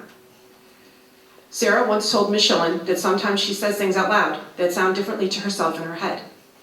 This was in response to an incident experienced by 6 people, which culminated in Sarah referring to herself as the boss. But Sarah denied that she said that. Sarah told Ms. Schillen that she does not lie. Well, the 6 people who witnessed the incident did not lie. And the people who signed this open letter also did not lie. We were told that the examples in the letter are old, where they're not that big of a deal. But those were just examples. We could have referenced Sarah's recent demeanor when she rudely demanded that she wanted a Zoom link for the last board meeting and not to be added as a conference call. Or how on multiple occasions the staff was angrily told not to speak disparagingly of the former township manager. Or we could talk about more questionable actions like waiving an over $1,600 zoning hearing board fee for a friend. We're saying in a public meeting that the previous manager was vetted before being hired, but he was not. And if you say that he was, who missed that he was not bonded by the rules of the second-class township code? On a final note, the staff asked for the resignation of Sarah Schick. However, we knew that she would not resign because she believes she has done nothing wrong. But we hope that this serves as a wake-up call that the staff will no longer tolerate her negative behaviors toward any of us. She has spoken confidently about being reelected for another term to members of our office. Hopefully this will hold her accountable for her actions, not only to the staff, but to the residents as well. Thank you. Thank you, Christina.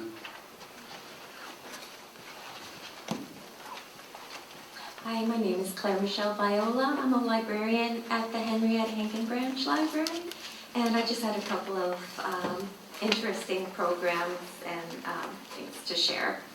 Thank you for listening. The Chester County Library and Henrietta Hankin Branch have received a grant to help families sign up for the Affordable Connectivity Program, or ACP. The ACP is a program under the Federal Communications Commission that helps families and households struggling to afford internet service. The ACP provides up to $30 a month discount for broadband service and a one-time discount of up to $100 for a laptop, desktop computer, or tablet purchased through a participating provider. Thanks to this grant from AT&T and the Public Library Association, our libraries will be running ACP Basics information sessions. An FCC representative will be available during the programs to answer questions, and these are hybrid sessions. They actually started in October and run through the end of the year, and I have a flyer with information how you can register for the last one, which will be December 14th at the Westchester Area Senior Center from 12:30 to 1:30 p.m. And I'm sure if you have other questions, you can get more information via this flyer. And the second point of interest is with the cold weather coming, to let you know we're on track between our 2 libraries to hit 1 million digital checkouts by the end of this year. Help us reach that milestone by borrowing a book or audiobook on the Libby app.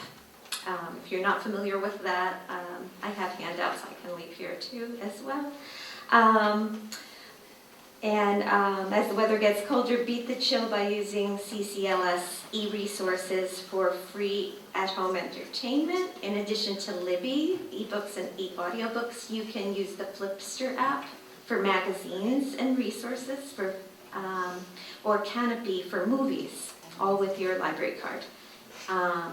And if you're feeling crafty, there are get some ideas for homemade holiday gifting from Creative Bug, which is a database with hundreds and hundreds of crafting videos that leads you through step-by-step. There's information on all of those here, so I'll just leave these with you. Claire, can you leave some of that here? Yeah, I'll leave this all. Perhaps there's somebody we can posted? Okay. But if you want to also leave some upfronts for other people, then maybe give us one. All right, thank you, Claire. Sir? My name's Steve Nareski, 48 Buttonwood Lane. I'd like to reiterate some of the things that my neighbor Jim said earlier, but I'd like to specifically focus on one part of it that concerns me the most is zoning and use. As I understand it, Buttonwood Lane, just about everything on there is RC, and there is a commercial operation operating there that holds itself out publicly as a commercial operation and is operating as such. And that's my concern, being there, and it's changing the nature of our quiet neighborhood. So I just wanted to add that. Okay, great, thank you for your comment. Hi, good evening. I'm Vinny Tyagi from 416 Crescent Drive, Chester Springs. So I'm living there since 2013. I have a question about, I would like to have a request from the township to promote the cricket as a sports in this community, in this township. If you have any field which we can allocate us to bring the sport into the community, which gives a promotion and, bring the events-based kind of, sports here.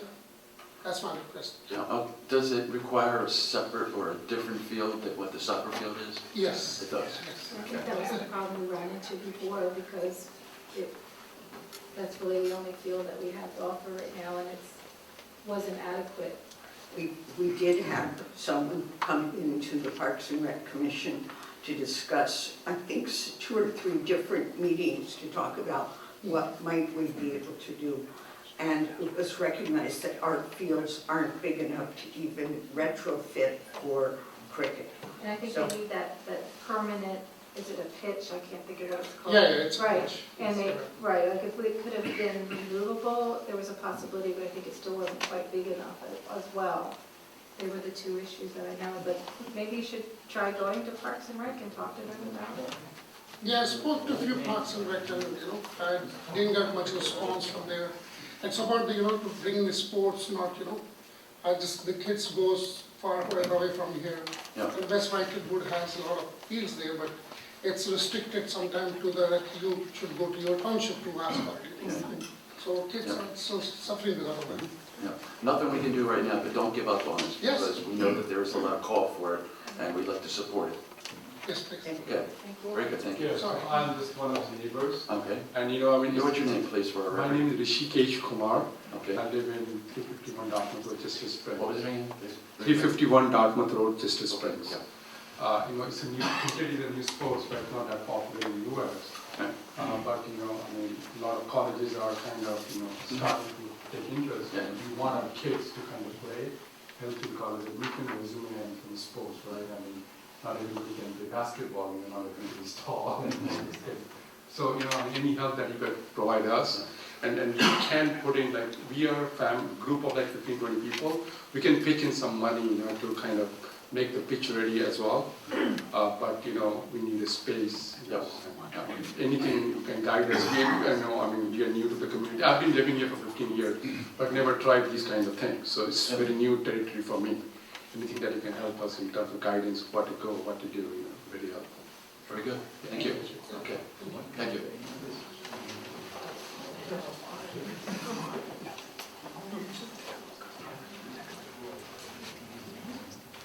All right, let's see, we've got this mic here. Okay, I'm Larry Stone. If I can clear my voice here.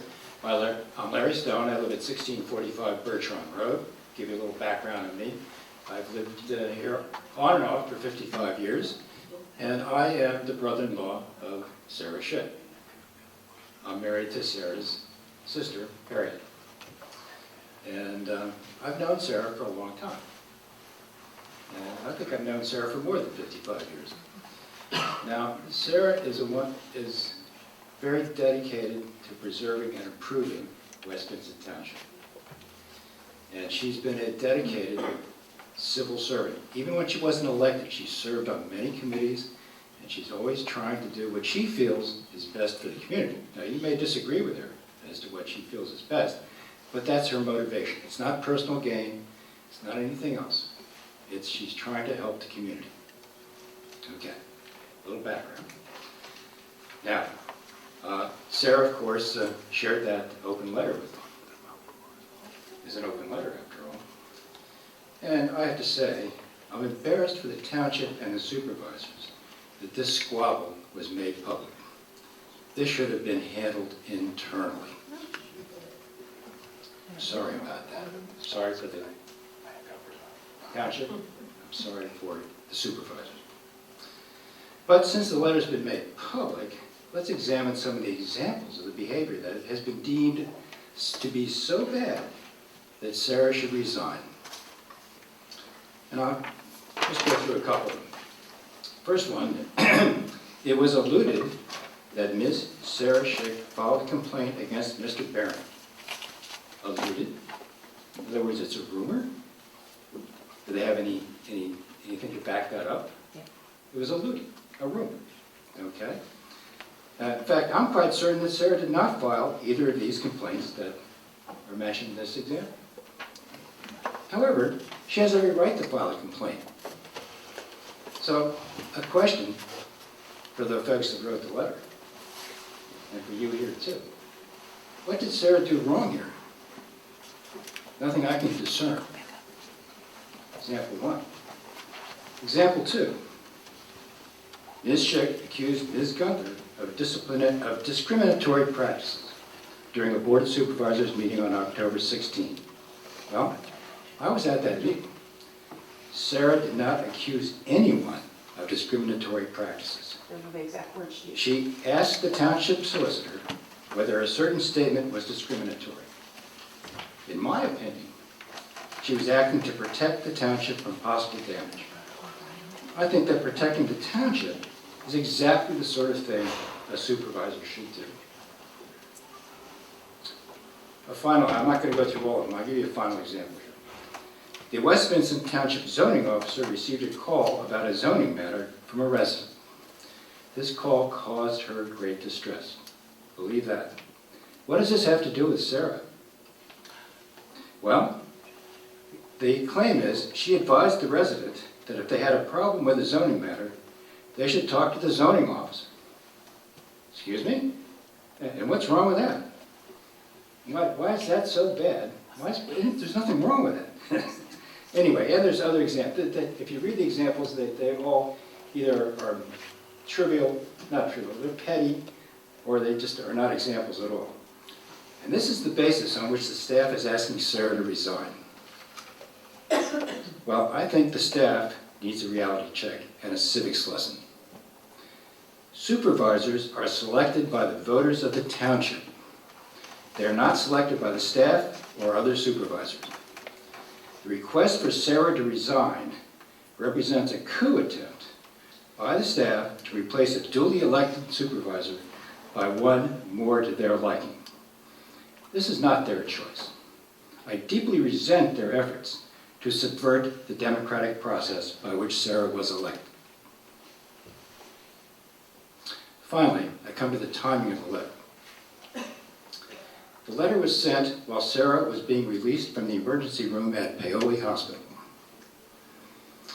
Sarah was in the midst of a long recovery from a difficult surgery to repair her broken hip. You can see that Sarah is still in a wheelchair. While she was in the hospital, recovering from this operation, imagine this, her spouse died. In the same hospital. Because of her condition, she was not able to be by his side when he died. It's hard to imagine a more stressful situation. It's also hard to imagine how the staff could be so insensitive as to release this open letter at this highly emotional and difficult time for Sarah. Whatever the complaint, justified or not, couldn't it have waited until Sarah recovered? What was the urgency? A final question to the staff. Have you no compassion? Thank you. Can I hold you over for a second and let Christina rebut, please? Do we need to rebut? We don't, but unfortunately, you guys don't have a limit as to how many times people can come up or how long they can speak. So, We like to be transparent. we do. So you're correct that you might find some of these things as petty. We put down very light things. I noticed that you didn't mention the $1,600 in fees that were waived for a friend that was going in front of the zoning hearing board. That doesn't seem very petty. That wasn't in here because we had a couple levels of compassion. What we had hoped would be accomplished was that someone would sit with us and actually come up with something and say, here's where it's going to be made better. We've been doing this now for a long time, going to the board. Bernie and Dana have listened to us numerous times where they've heard us. They've gotten the solicitor involved. They've gotten the human relations person, or the human resources person at the solicitor's office involved. And every time, Sarah keeps saying, okay, it'll be better, it'll be better. When you have to go into work every day and you're belittled and yelled at for no reason other than she keeps saying she has the right because she is the supervisor. I had medical paperwork on my desk while I was trying to donate my kidney for Jason. So keep that when you talk about compassion, please. And I found documents that were moved around on others' desks that contained a driver's license and a check from a resident. When I went to talk to John about that, I was told, and it was on a weekend when it was all moved, that it was probably Sarah, and that she had every right to go through everyone's desk and access everyone's items that were in there. In fact, I went and I talked to Kathy about that because I remember saying to her, I have my medical paperwork on my desk that I'm working on in a folder. So levels of compassion vary. And sure, you can come here and say these are petty to you, but there's a lot more that was going on than just what you consider as petty. And the timing of this was because Sarah was well enough on the 16th to come in, to be very aggressive during that meeting. So we responded as quickly as we could, but this hasn't been addressed further, other than to say, do we read the letter, do we not read the letter? I've got 5 copies here if anyone wants one. That's all we were asking for, is for them to sit.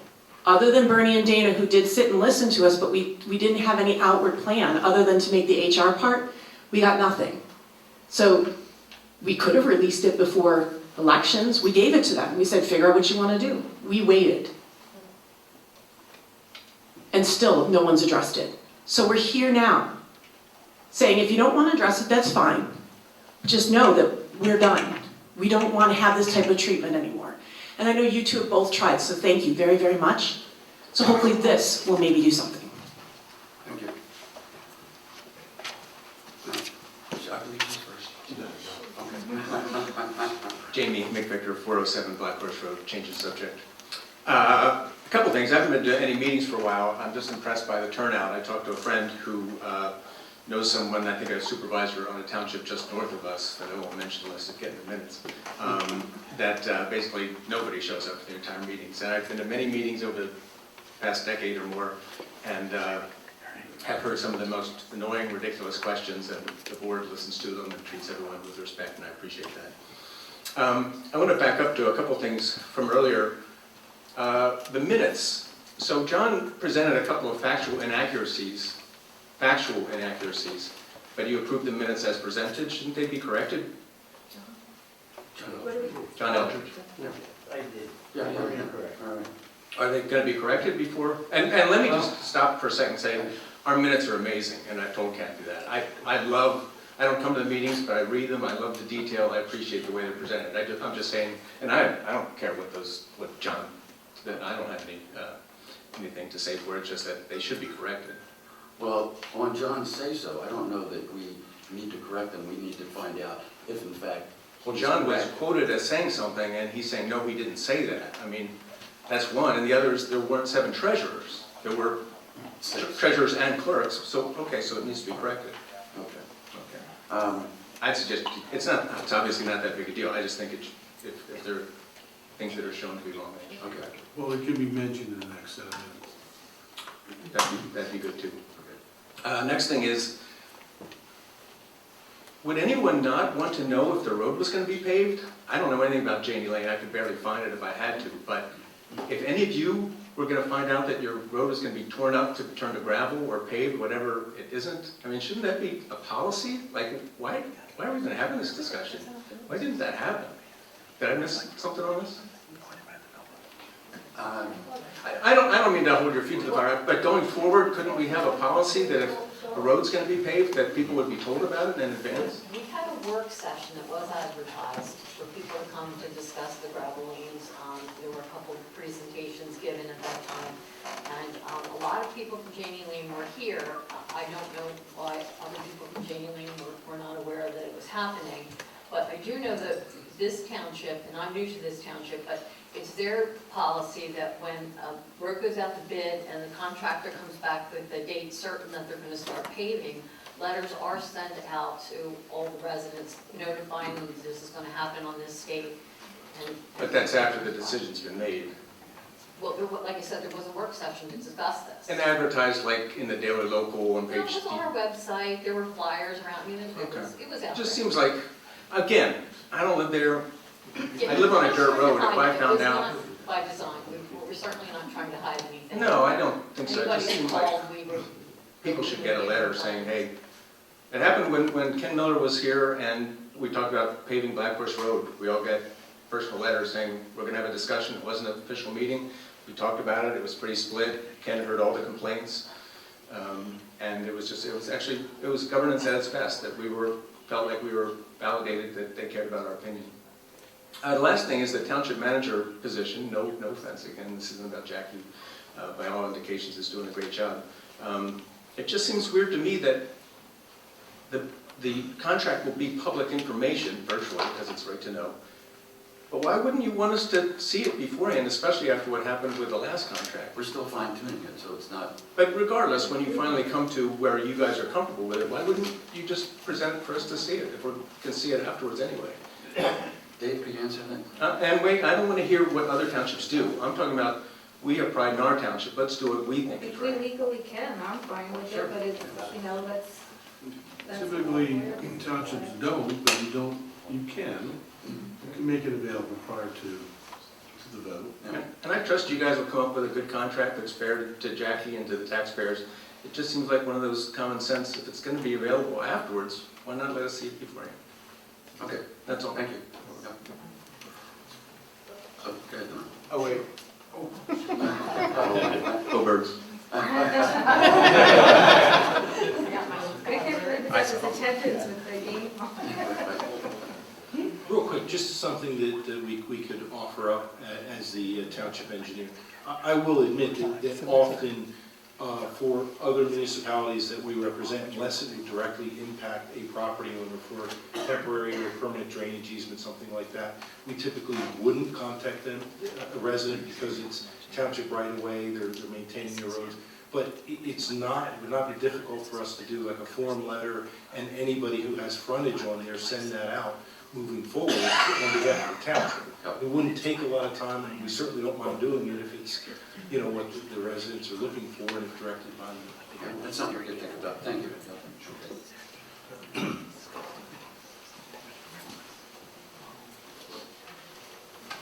My name is Chris Sarasoli. I live at 37 Buttonwood Lane. We purchased a 5-acre parcel back in 1982 in Buttonwood. We built a house around 2000, early 2000. And 1994, the township took over the bridge and the road, Buttonwood Lane. My husband, and we witnessed minor repairs through the years on the bridge. The bridge has been known as a disaster for years. My husband was the unfortunate one on his way to work one September morning. The bridge collapsed under him. He wasn't hospitalized, but he did suffer some physical injuries. And also, the vehicle that he was driving was a 250 Ford Transit van, heavy vehicle. It got totaled. If somebody was in a car, it would probably be a whole different story. But to get back to the transit, it was during COVID. The insurance company did compensate us for a little bit more of the times because of COVID. However, to try to replace that vehicle, Used ones were about twice as much, with 80,000 miles on it. This had about 20,000 miles. So we suffered financial ramifications. Not having the van impacted us with our plans. We have a few rescue dogs. We like to take them with us when we go away. Couldn't do it. You can't rent one because they don't allow pets in the vehicle. So on many levels, we kind of suffered through the thing. So moving forward, the bridge was repaired, which we thank the township, but that was 2 years ago. Now we have orange barricades on the side of the bridge, and there's a very curious structure supporting the bridge, and I can only describe it as a wooden garden gate with a couple metal braces on 2 cement pylons holding the bridge up. Have you seen this? It's hard for me to believe that that would be a PennDOT authorized structure. So the other thing is with the farm, there's been a lot of traffic created with activity on Plainbrook Farm. For instance, a couple of weeks ago, they had a horse show. Over 100 vehicles, horse trailers going back and forth across this bridge. I don't know. It's a concern to me. So we are not litigious people. We did not sue the township. We didn't call Morgan & Morgan or Rand Hall, the accident lawyer. But my question to you is, when are you going to fix this bridge permanently? Jackie, could you do the word where in the timeline? I'll turn it over to Ed or Norm. Where are we with the timeline for getting the bridge done? The township was using another consultant for that job anyway. Buttonwood is McGovern. McCowan. Okay, Christina, do you have any update? I know you were working on On the bridge? stuff for the Buttonwood Bridge. Buttonwood Bridge they finished the first part of the design. They've just been waiting to move because it's going to cost quite a bit of money. FEMA is reviewing the final documents from the damage that was done, and we're hopefully going to get that money back. And they just told us yesterday that we will be able to possibly mitigate and have the costs of the replacement of the new bridge covered, which is probably going to be between $1 and $2 million. Ma'am, did you hear? It's a shame she didn't come up to say that in front. Real quick, Jim Scaparotto again. That bridge was fixed overnight. It was the most amazing thing I've ever seen. Yeah, it was. It was awesome. Those guys were out there all night with the lights and worked their butts off. And so thank you. We were able to go the next day. It was awesome. They really looked terrible. Chris, before you sit down. Chris, before you sit down, did you hear the response about the timetable and the FEMA money? Christine will tell you. I'll tell you. Okay. Did you want to say it up here for the record, Christina? Because I think people couldn't hear you from back there, if you don't mind.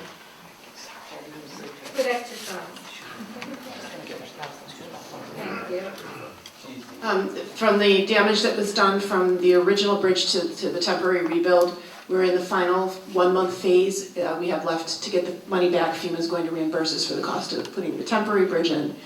We just found out yesterday that we qualify for mitigation, so it looks like they're going to open up a case. We have the design already done through phase 1, where they're going to take a look at paying for the cost of the bridge. The new bridge is estimated to be between $1 and $2 million. Thank you, Christine.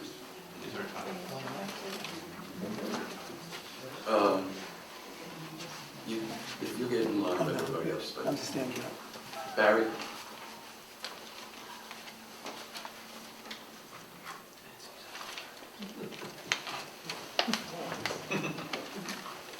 You notice I don't have to bend over like Christine to get to the microphone.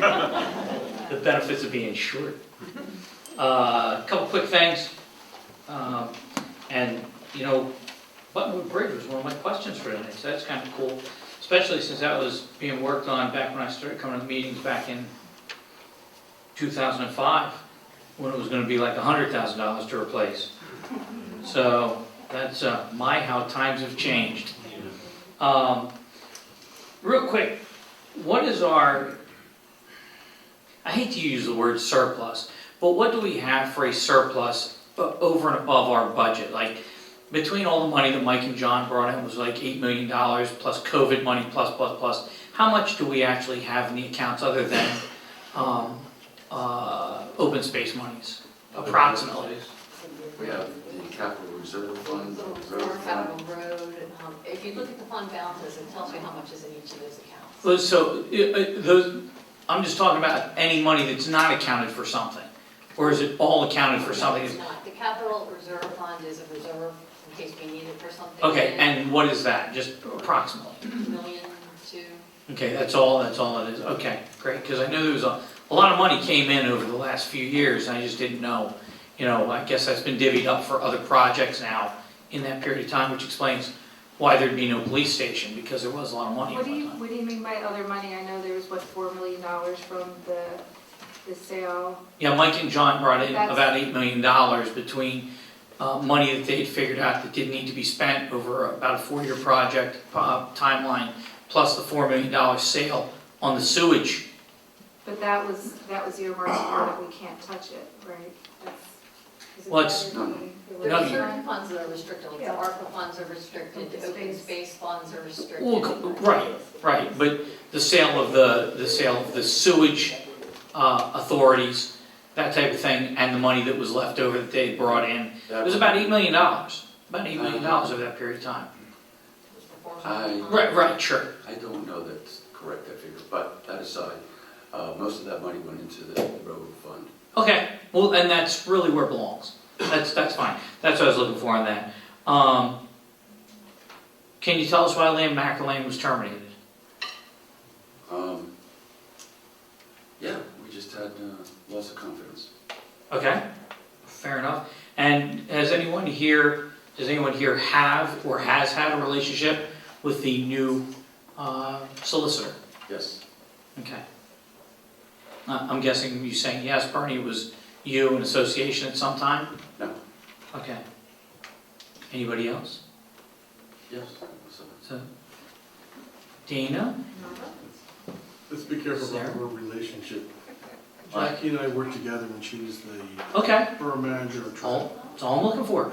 I'm not pointing fingers at anybody. Not nothing, just asking. A lot of problems with the video system. Our video system over there has either not worked, or the camera's out of focus, or the audio doesn't work. It's down more than it's up. It's somehow my camera has worked since 2010. It's a different camera. Can we hire you for the job? Yeah. You could. I would be happy to.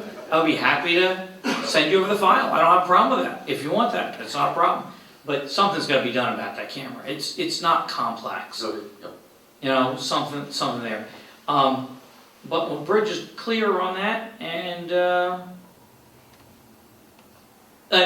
last thing, I wanted to thank you guys.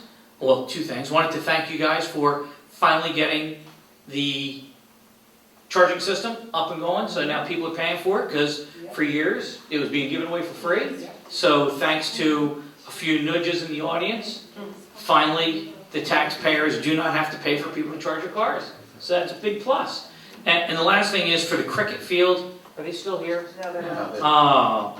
I wanted to warn you guys that cricket's a game that goes on for like months in one game. So I think the field shuts down at dark. So that's going to be a little difficult.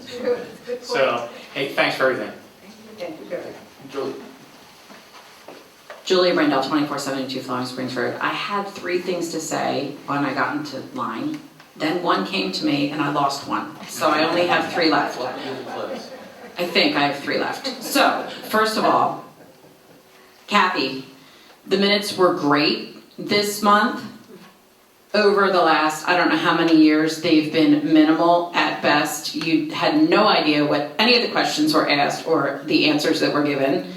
They're actually detailed. You can actually follow along and say, Well, just like John said, hey, I said that or I didn't say that, because I'd read the minutes before and they were just, Julia Brendel asked a question. Not what my question was, not what the board's response was, Julia Brendel asked a question. That was all we would get. The second thing is, Dave, welcome to our township. It's important that you understand that for the last few years, there has been no transparency, that people have asked questions over and over and over again in meetings, not getting answers. Hopefully with the new manager and you here, we will start getting answers to all of our questions. So if people seem a little skeptical for certain things, that's why. Because we have very little faith and confidence that things were going to get done or things were going to be answered or addressed the way that we asked them, or when we asked the question. And the last one is Buttonwood Bridge. I sure hope before horse show season starts that bridge is fixed, because man, when those trailers all go over that bridge, it's going to put a lot of wear and tear on that bridge, and one of them's going to fall off the side. Okay. He's like, horse show season's not going to start on Buttonwood Road. Thank you. Thank you. Sorry. Hi, my name's Mike Fox. I live on, you could guess, Buttonwood. And everything we heard today, I can attest to, because I'm the first house on the right after you cross the bridge. That bridge is the only way we can get into our homes. So when that goes down, we don't go out to work, we can't get any food in, and we've been through that. And that's a picture of the lady who spoke earlier, her husband. Oh, yeah. Had to climb out of that. I was there. That's, I believe it was September 2nd, 2021. And you can see half of the barricades are still in existence. The other half was down in the creek. I have pictures going back 5 years with those same barricades, only moving from the right side of Buttonwood Lane because the guardrail was falling off to the left side of Buttonwood, and that guardrail is still falling off. And then Dennis went through the whole bridge into the creek. And unfortunately, it was not serious. So just wanted to give that to you people that I think it's kind of negligent and something has to be done. Well, we're gonna, thank you, Mike. Don. Excuse me, Jordan. I don't live on Don Shoemaker, Jane Lane. I don't live on Buttonwood Lane, but I remember the property before it was developed. And when it was developed, the bridge was never changed. It was the same bridge that was used as a private driveway that became the bridge for the road. So what I would suggest for the township, when giving building permits, the developer be responsible to make sure that the infrastructure is brought up to code for what the traffic that's going to be. Because in this case, the developer who subdivided the property did nothing to that bridge, and that's probably where it should have been done, and all of your problems would have been resolved. Thank you. Actually, can I just mention one thing? Yeah. What you brought up reminded me that we were talking about questions that are answered and not getting answered. There was one more thing that I meant to mention was it was brought up that we wanted to see, or everyone wanted to see the legal bills and the engineering bills, and they have been posted, so. Okay, so all of they're posted on under the Board of Supervisors page under the documents, is that where they are? They both were. Did everybody hear that? The legal bills were, the engineering bill, I just got this afternoon, so it'll be up in the next day. Okay. That was one of Brian's questions. One of Brian's. Why is this up here? And that's what that is, because you all asked for it, and we're all about transparency, whether you like it or not. Some of the stuff you don't like to hear, but we're telling you. It's okay. So I remember what my other, it's more of a statement. So for anyone who thinks that they're not being notified of everything that's going on, sign up for the emails. Everybody has email. They send an email every single month. Board of Supervisors meeting, go to the page, here's the agenda. Hopefully the minutes are there shortly after, and any documents. So that's how you get notified of what's going on. If you don't come to meetings, unfortunately, most people have no idea what's going on in our township because they're not here the third Monday of every month, and sometimes the first Monday of the month for a workshop. If you want to know, if you care, be here. It's that simple. But sign up, you'll get an email. They're not mailing letters out to anybody. Anybody mail a letter recently? It's expensive. Like the U.S. Postal Service, by the way, they stink too. Things don't get there.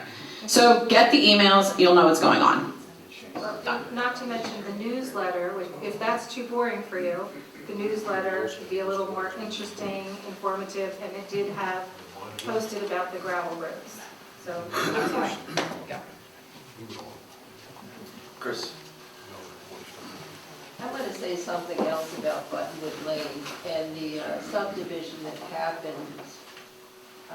David Yon proposed a subdivision, and it was House of Gill, and then the other part was going to be a horse farm.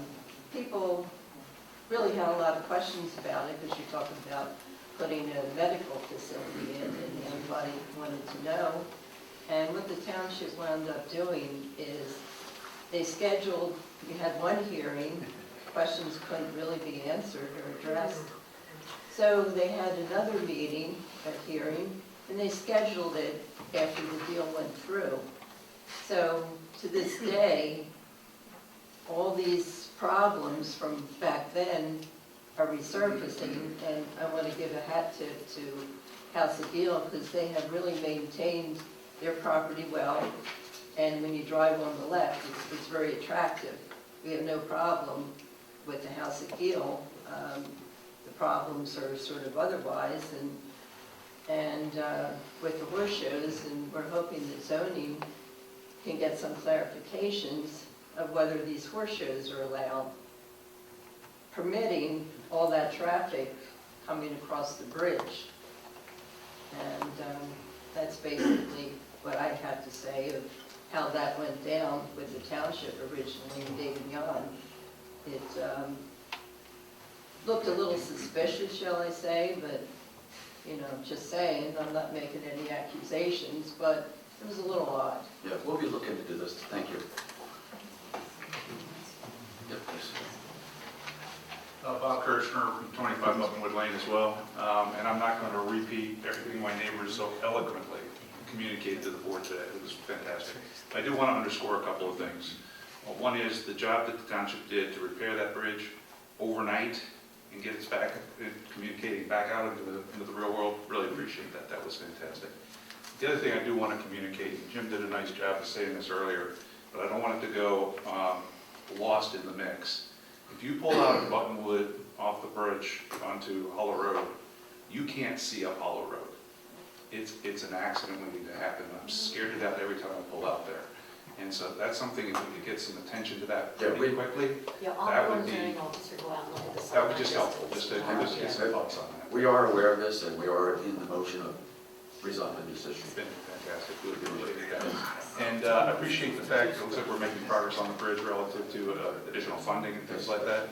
But I didn't hear a timeline or any kind of an estimate that way, and I know that's difficult right now, but that would be really helpful if we could get some sort of expectation. Well, I guess it comes down to when FEMA's going to give us the money for Correct, it, so that's going to kind of hold it up. We do have the phase one portion done through a different engineer, they use McMahon, so we're going to be in touch with them to get the rest of the engineer drawings finished, and then hopefully get the money from FEMA and get moving on it. Great, thank you very much. Thank you. Todd? I'd just like to say a couple things here. First of all, the same voice in the room. You know, I guess I've been away from the country too long to understand what's happened to us here. It used to be we had some responsibilities of our own, and we took care of our own problems as necessary. We didn't reach out for the government to be nanny for us for every bloody thing in the world. This should be a lesson to you all up here on the board. When you assume things like bridges, then it becomes your burden. And we should be very careful about this in the future. And like say, if you're going to zone this stuff out and all of a sudden you're going to have a bunch of traffic over what used to be a private road, well now we're going to look at $1 million+ out of the township funds paid by the rest of the township here to straighten this out. So, you know, some due diligence back in the old days probably would have solved some of this, but that's water under the bridge now, as they say. But also, you know, you buy a piece of property next to the airport, you might have some, like airplanes landed from time to time. You buy some property across a spindly looking bridge, you know, there might be some issue with that at some juncture. Might want to look into that before you buy that property. Because it shouldn't be the burden of everyone else to straighten out what your property problems are. Heck, I could probably come up with a few things I'd like you to spend some money on to make my property better. That would work. I'd be happy with that. Probably nobody else, but it'd work good for me. You know, and that's about what that is. And also, if y'all need somebody in human relationship, I mean, I did this for a living for Boeing and a couple of other large corporations. Sounds like you got a bunch of internal struggles going on. And, you know, God knows, Sarah, you and I have probably not agreed about anything that I can think of off the top of my head over the last 20-odd years. It's just the way it is. However, I do recognize the fact that you were elected. You know, and I do realize that the employee should be treated in a certain fashion. And we have rules and regulations out there, wow, almost too many, that govern this sort of relationship between employers and employees. But employers don't get to say, like, I don't like the boss and you should quit.